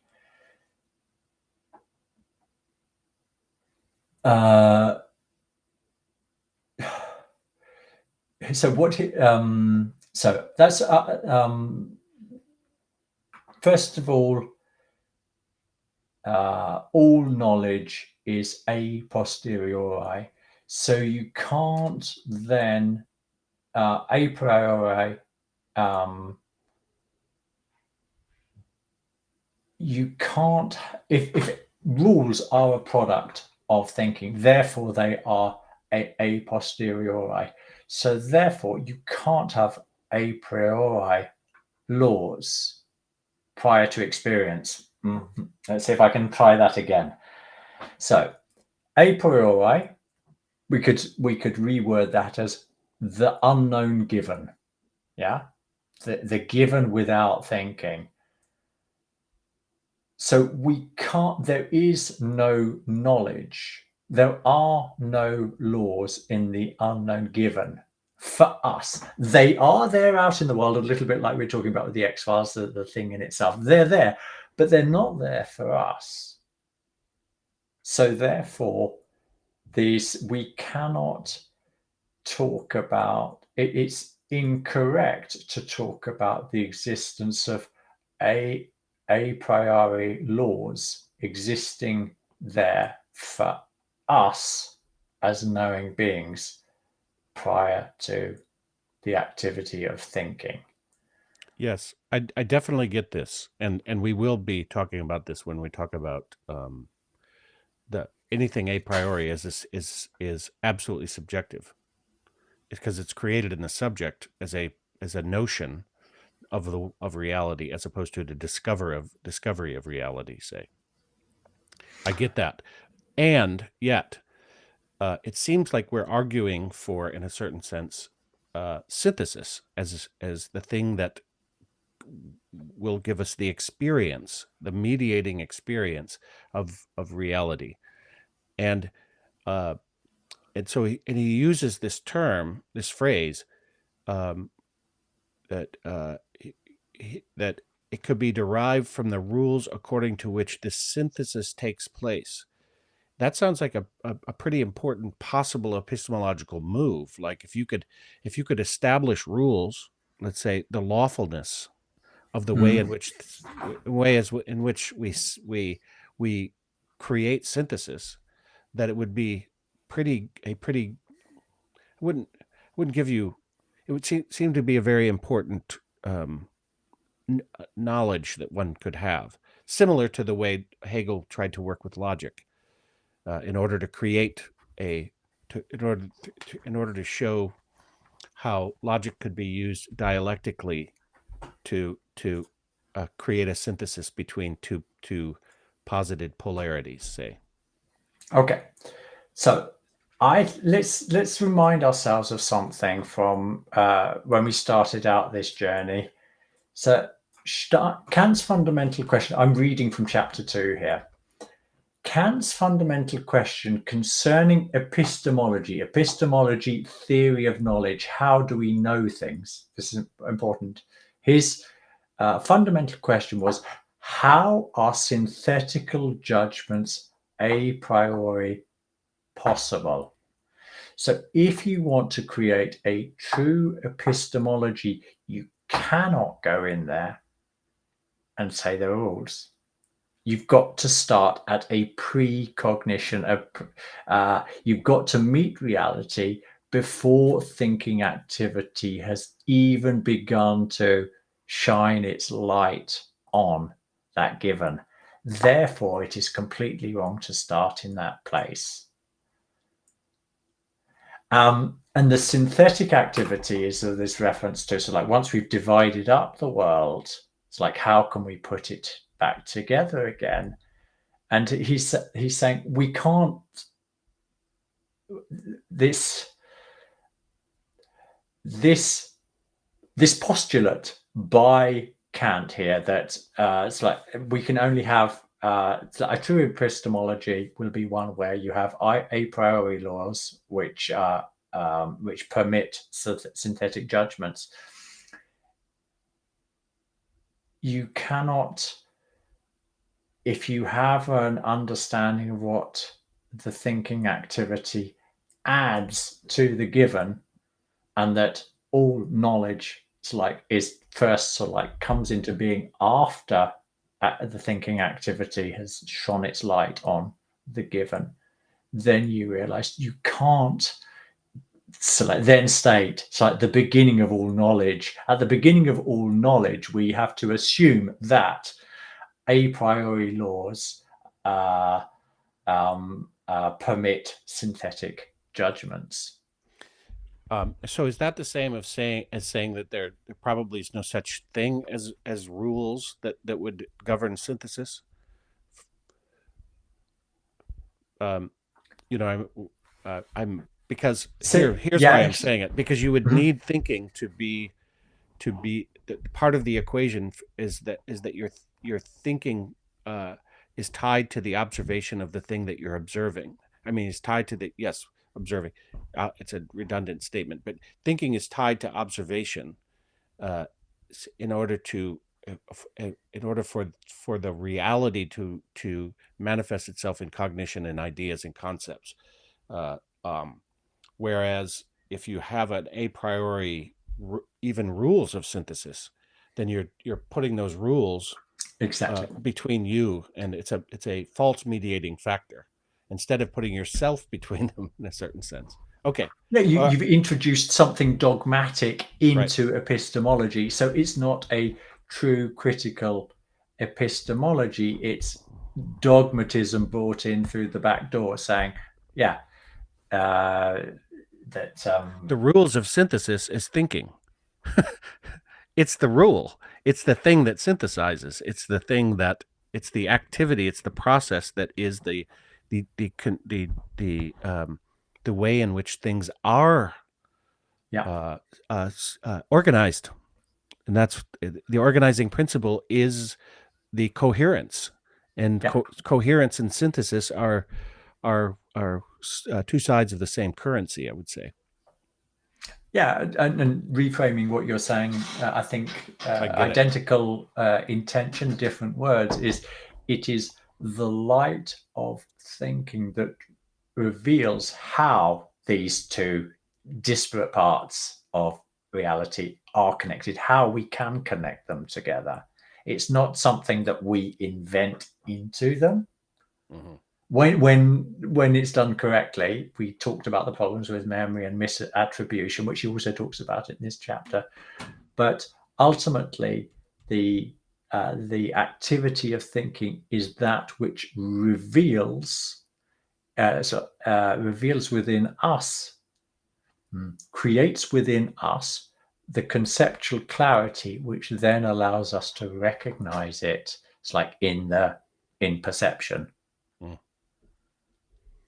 Yes, that would be more like a natural law, you could say, that you discover a natural law about thinking, and this is this is where he takes it all. It's grounded in that there are yes. Okay, great, thank you. That's so helpful, and it really breaks that open for me. Okay, we'll move on. So, and I think it is similar to what Hegel was trying to do explicitly with logic, which is why he got caught in the cognitive process, and lost this. Is what Schickler says, that Hegel lost sensibility.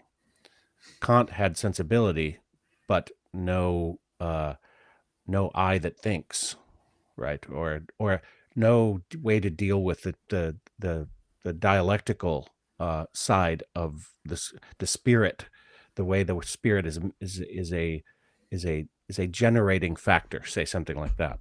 Whereas Hegel believed completely in the spirit, but it was manifest through logic as opposed to through thinking.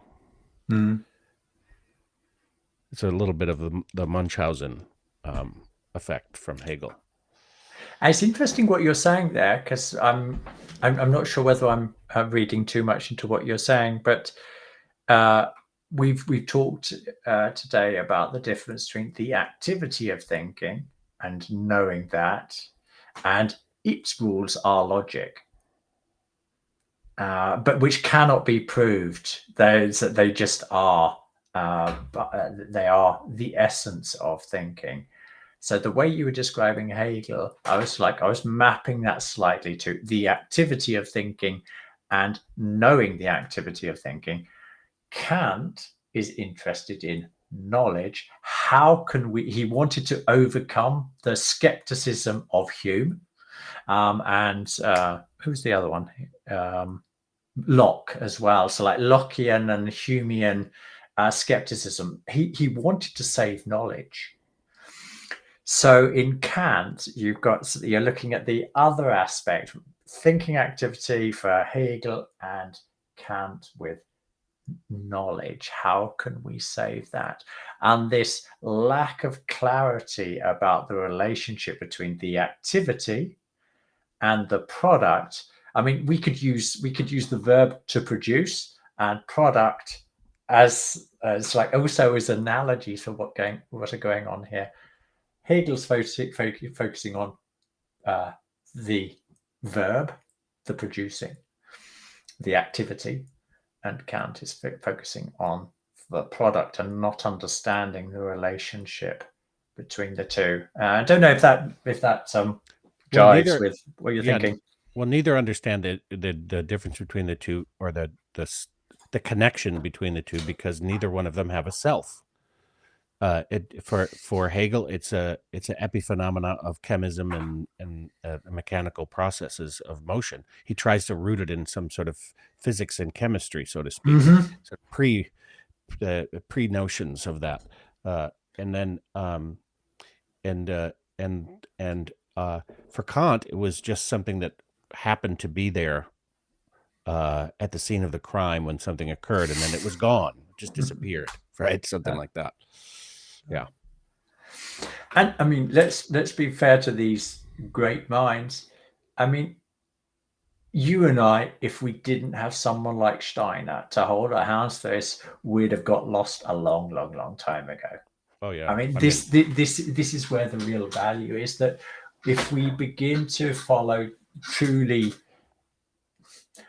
that conceptual clarity that lived in him, by reading his works, it gradually, slowly, all too slowly, you might argue, it's like gradually filters through to us, so that we're able to understand better Kant and Hegel, but also understand where they became one-sided. It's like in their one-sided in their thinking. We can begin to understand it conceptually. We wouldn't have been able to achieve this synthesis without the help of Steiner. If he's performed this deed once, now we are able to re-perform it because somebody has kindly shown us the way. Yes, that's a yes. I'd not try to throw Hegel and Kant under the bus, No, I didn't think you were. No. but at the same time, we are deeply infected with this postulate-oriented approach to reality, and it seems to me that I'm beating I'm beating a drum that is might be too repetitive, but if they would have been able to insert a self as a phenomenological reality mediating between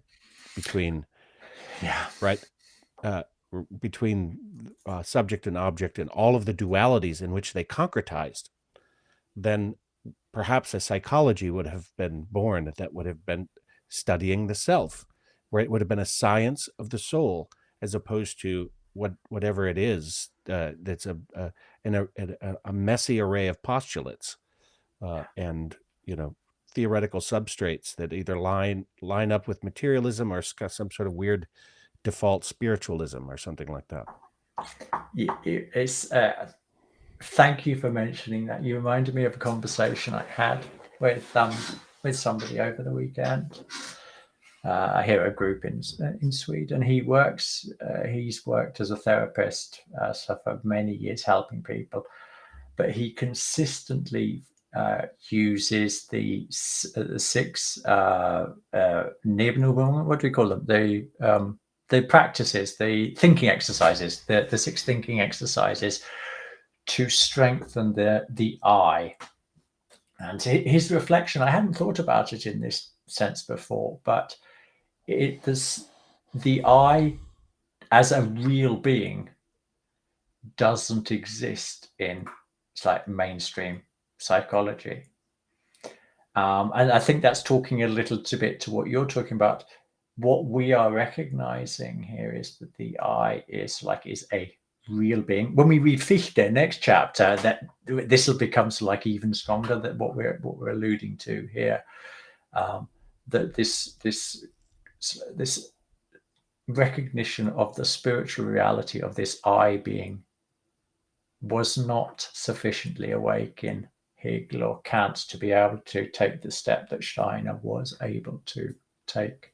I think that's very, very interesting point, and also links into what you were saying about psychology. Yeah, it could be that with them, the cognitive cave wall was so strong that the I was diminished in the experience of, I mean, I understand that. I'm sometimes over in love with my ideation process, right? Yeah. And right, and I get it. It feels empowering and that sort of thing, because the initial hit is the joy of being connected to reality, and then you just want to create a little hut where you can have your hermitage, Yeah. And this is sort of, this is the thing that Steiner talks about Kant, that he never left his village. He lived in his big-eared head in his little Königsberg, is it where he lived? That's right. Yeah, exactly. Yeah. And that where Fichte is discovers Kant and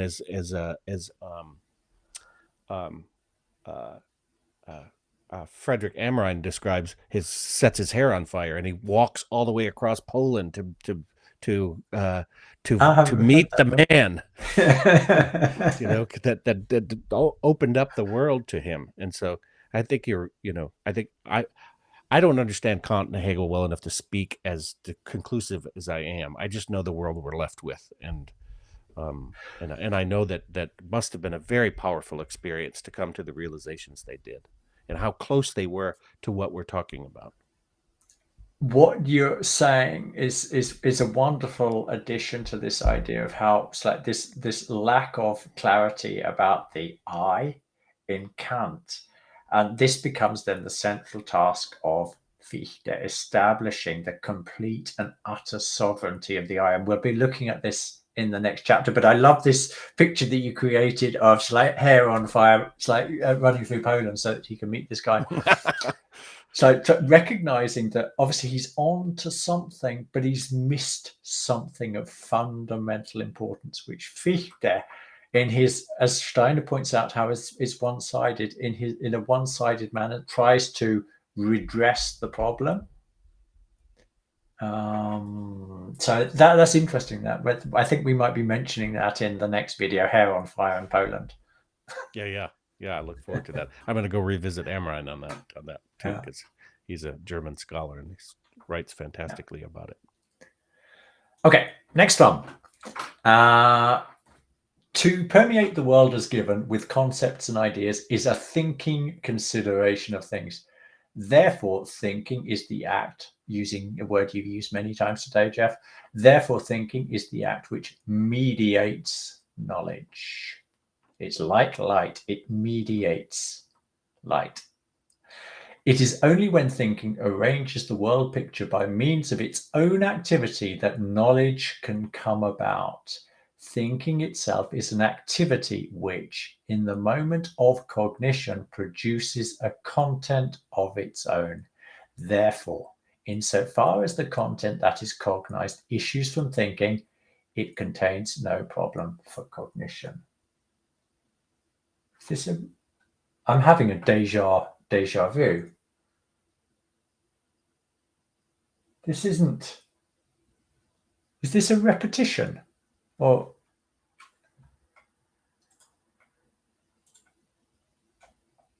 I think, let me just go back. I think that's a repetition. There. That's where we had it. That's why it's so familiar. Okay. Now we understand it better, hopefully. Okay. So moving to the, this comes back to, so on this slide, we're going to try and address that problem that question that you had at the beginning. Okay. We're getting towards the end of the chapter now. The activity of thinking is only a formal one in the upbuilding of our scientific world picture, and from this it follows that no cognition can have a content which is a priori, in that it is established prior to observation, thinking divorced from the given. Rather must the content be acquired wholly through observation. In this sense, all our knowledge is empirical. And the second part, thinking says nothing a priori about the given. It produces a posteriori, i.e. the thought form, on the basis of which the conformity to law of the phenomena becomes apparent.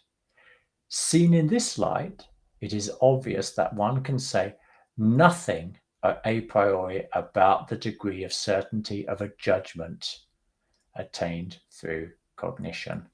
It's all empirical. All knowledge is empirical. Therefore, we can't say anything a priori about a judgment. Okay, so how should we go about unpacking this? Well, I'm on my screen. I'm seeing at this point it will be useful to refer to Hume's description of the concept of causality. So I mean, I listened to what you're saying, and so I'm able to participate. But unpacking it, yeah, it is strange. I'll fade it out and fade it in again. I'll and jumble the screen around and see if that helps us. And how about now? The activity of thinking is only a formal one. Good, Yes. that's right. Okay, That's the good. one that I just read. Yeah. So let's talk about that. The activity of thinking is only a formal one in the upbuilding of our scientific world picture. That's an interesting phrase. Only a formal one. What do you make of that? So in the when we talk about, I think this is related possibly to formal in the sense of Aristotelian. It's like as in thought forms, as in conceptually, as in ideas. When a form is often used in the sense, a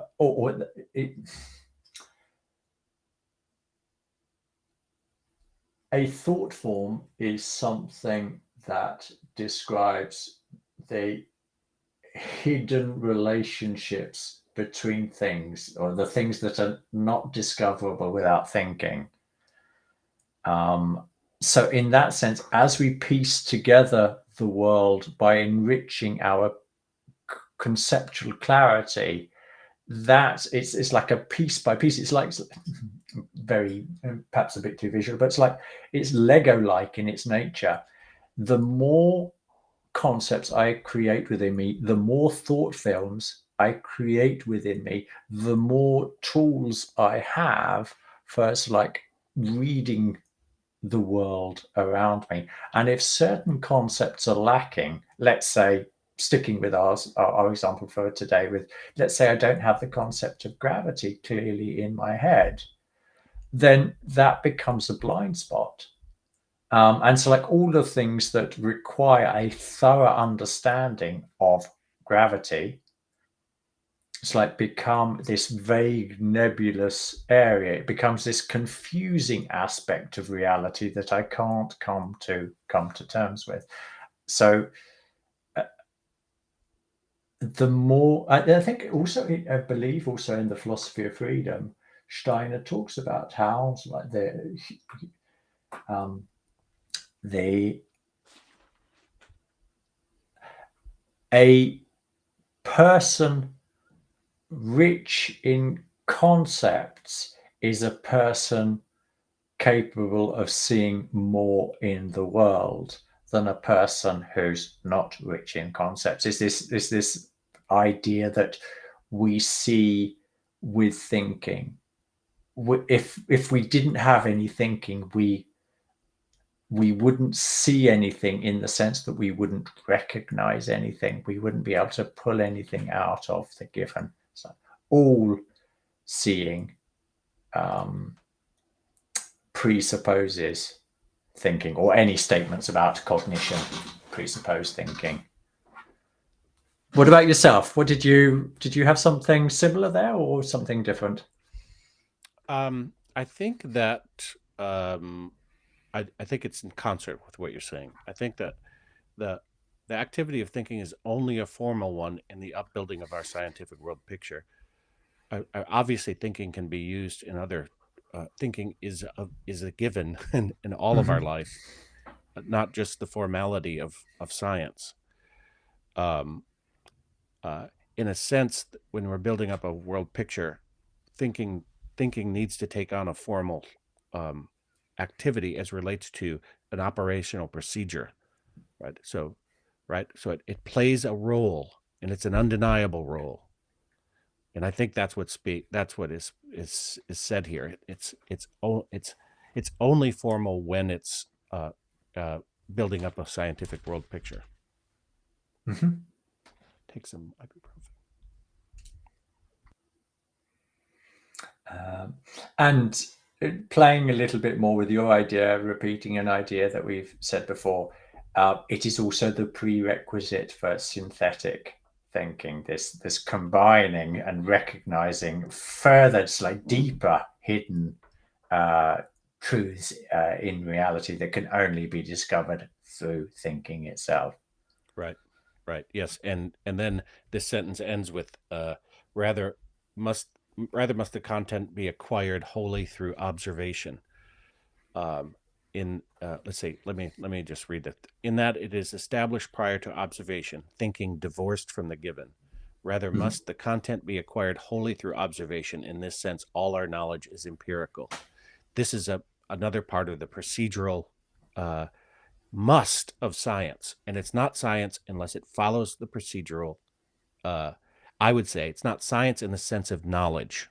It's not a cognitive operation if thinking isn't tied to observation up into the cognitive inquiry process. So it links. There is no knowledge without the empirical. It's really interesting because as we as anthroposophists, we know that there's all sorts of things that seem like they aren't empirical from the description of modern science, but the reality is that most of modern science isn't empirical anymore because it's moved so far away into the simulation of models and theories and postulates, therefore, without thinking tied to observation. To repeat myself again, so this supports that, I think, what we've been saying. And the second bit, thinking says nothing a priori about the given. It produces a posteriori.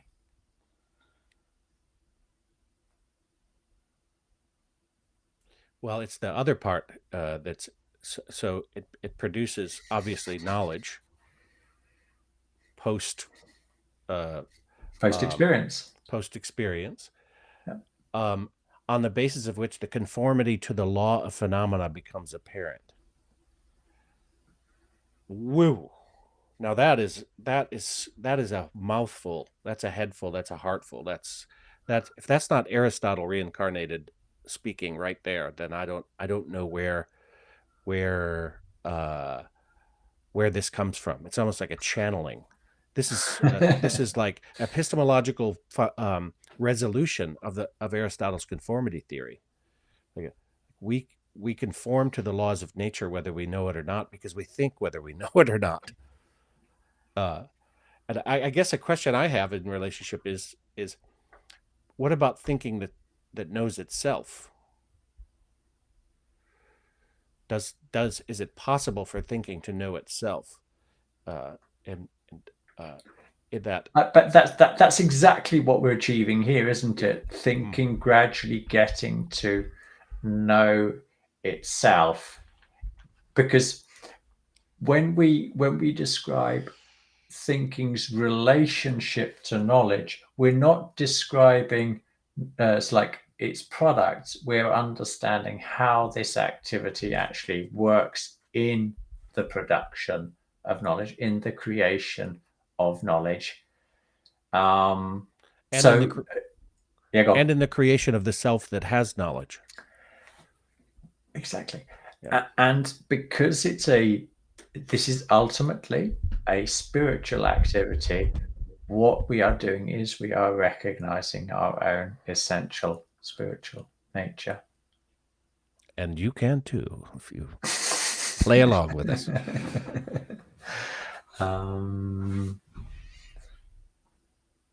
I like this. Go ahead. I like this last statement because of the way in which certainty is used in this essay is interesting, because on one hand he says the given is something we're always certain about, right? And then seen in this light, it is obvious that one can say nothing a priori about the degree of certainty of a judgment attained through cognition. That is yeah. Go ahead. Yeah. So let's unpack it. Seen this light, it is obvious that one can say nothing a priori about the degree of certainty. Certainty of a judgment only comes through thinking, but thinking, all knowledge is empirical. It's a posteriori. Therefore, we can't say a priori that something is as something that is certain. This is sort of like getting back to Kant's fundamental mistake. It's like on how do we attain certainty of knowledge? We can't base it in a priori synthetical judgments. It can only be found in a posteriori cognition.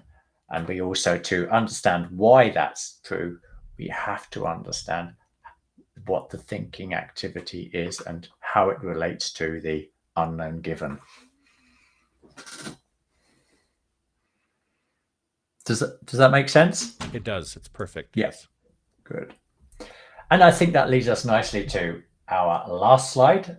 And this is let's call it the second to last slide, but the second to last slide, or the last slide, would be a repetition of one we've already seen. So, therefore, the content of thinking, which appears to us to be something separate, is not a sum of empty thought forms, but comprises determinations, categories. However, in relation to the rest of the world content, these determinations represent the organizing principle. The world content can be called reality only in the form it attains when the two aspects of it described above have been united through knowledge. And this sentence, or this half of the sentence that I've underlined, is where I've made the connection to Eckhart. So let's just skip forward. Eckhart, God has become man so that I might become God. How am I linking that to this sentence here? These determinations, which I have created in myself, represent the organizing principle of everything. So through this thinking activity, as it lives in me, creating conceptual clarity, I am uniting myself with the organizing principle of that which creates all phenomena around me. In religious traditions, that is called God, the creator of everything.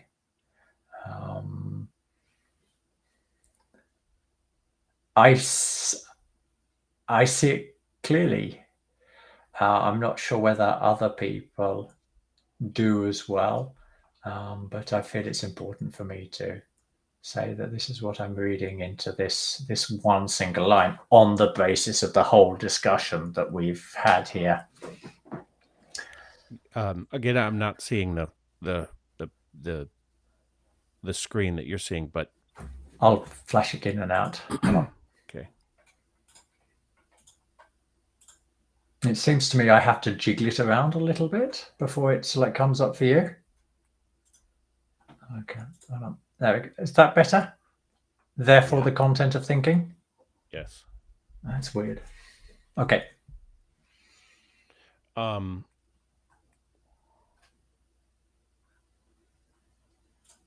No, you want to read it. Sorry, Jeff. I'm making a real pig's ear of this, aren't I? Effing with me. Okay. Sorry. You know what a simpleton I am.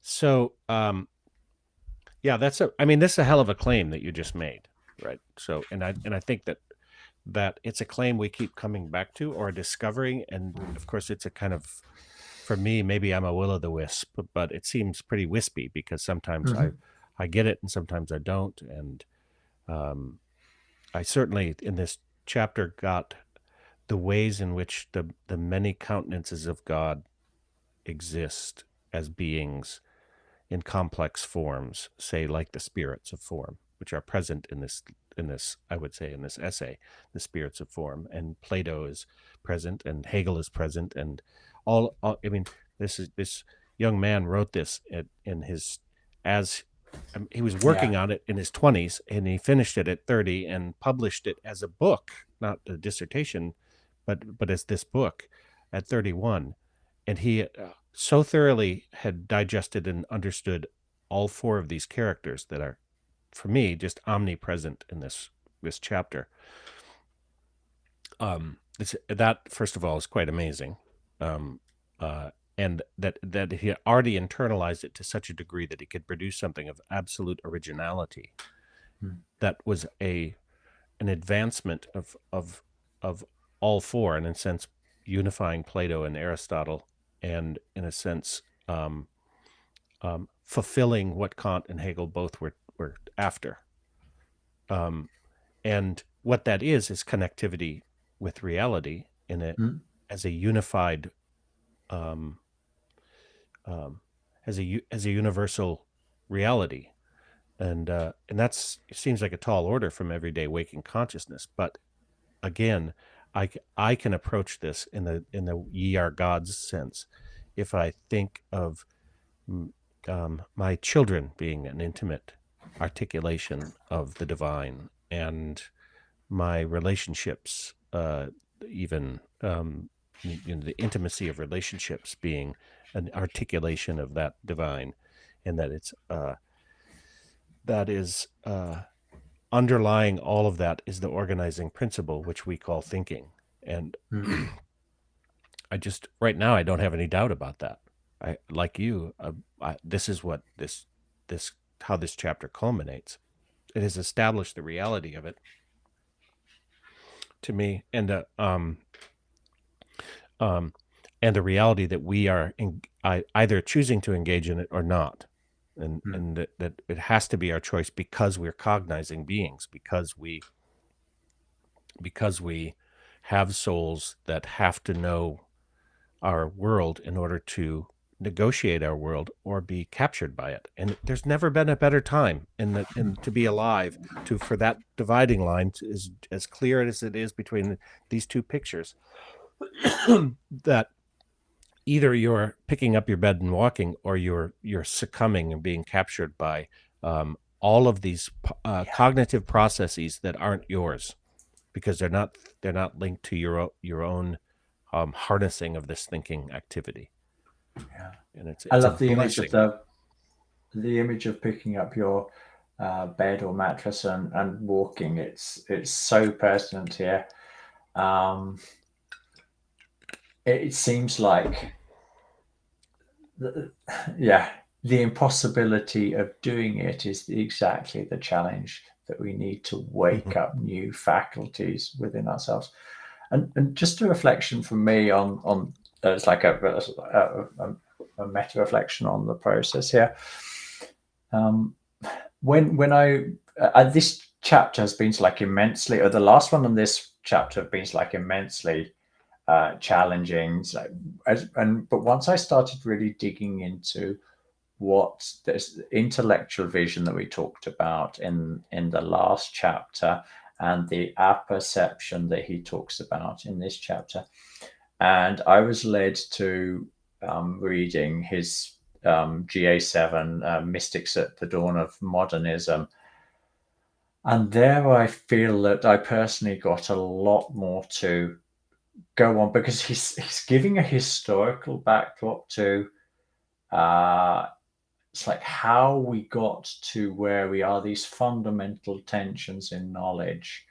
And I'm not saying it's necessarily the path for everybody to travel, but I found it immensely helpful for myself to really be able to dig a lot more deeply into this chapter. And that's obviously why I ended up putting my stair card at the beginning of this this presentation, because in a way it's the summing up of, so like, if you're religious, then you want to know God. And so, like, what are our paths? You've got the mystical path, which Meister Eckhart like talks about a lot. But in the rest of that book, what Steiner is doing is he's outlining how you move from this mystical path to this modern spiritual scientific path. And he maps out, like, through to Cusa and then Angela Silesius, how this is the new reality that's dawning for humankind, and who is prepared to believe it sufficiently to, like, pick up their mattress and walk with it, to dig deeply in this and actually recognize that here we are taking small steps towards meeting that which is the creator of all being. And it sounds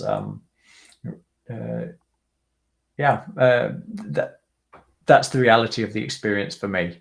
Definitely a sense of achievement, doing something conceptually I was not able to achieve just 3 months ago, a new level of clarity. Yeah. As you were talking, I was again thinking about, I was brought to Genesis, and what we're talking about is a creation story. And I love creation stories because they are all iterations of each other in some sense, right? And it could be, Corcovado, it could be from the Hindu tradition, it could be, but the creation stories are creation stories about this process. And God is not a static entity that's let go of an entropic universe, or a clock watcher who rewinds occasionally, or that sort of thing. It's the constant genesis of reality as it evolves and we meet it. And this process, this very process that he outlines there in that last bit where he's talking about the formality of thinking within the scientific process. Science is then truly a religious experience, as opposed to the scientism that is default religious belief system full of idolatry and simulation and technological production of simulative devices, mucking about in the mystery as if it were objects in motion only that you just had to manipulate in order to make those technologies happen. And on the other hand, again, this dividing line is just so clear that we are operating in the nature of existence as creators of our own self-generated reality that is not that doesn't fall into merely subjective or objective. It bridges both. It mediates both. And we don't have the full reality unless we have both. And we don't have the full reality unless we have the mediating personage that is the divine within us, mediating both. I love what you're saying, because what you're doing is you're getting close to the true impulse of the Enlightenment. What was it? To know the mind of God, to recognize the reason of God.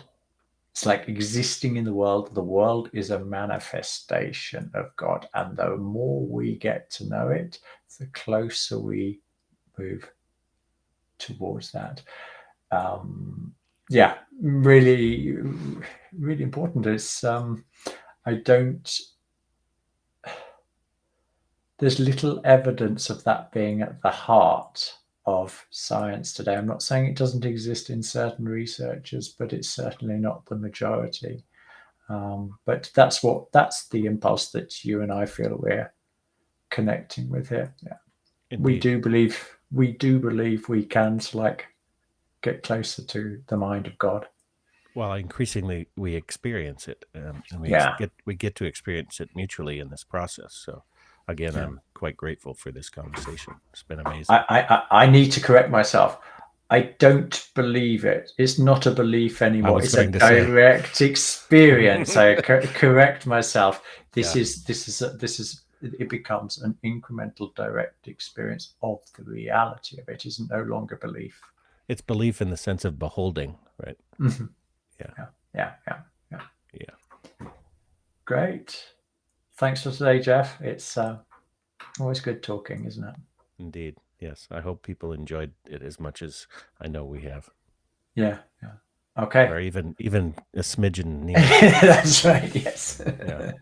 Okay. I'll do the time-honored. I'll end recording. And, Kate last time chastised us. Bye, Kate. Sorry you missed Kate. Us.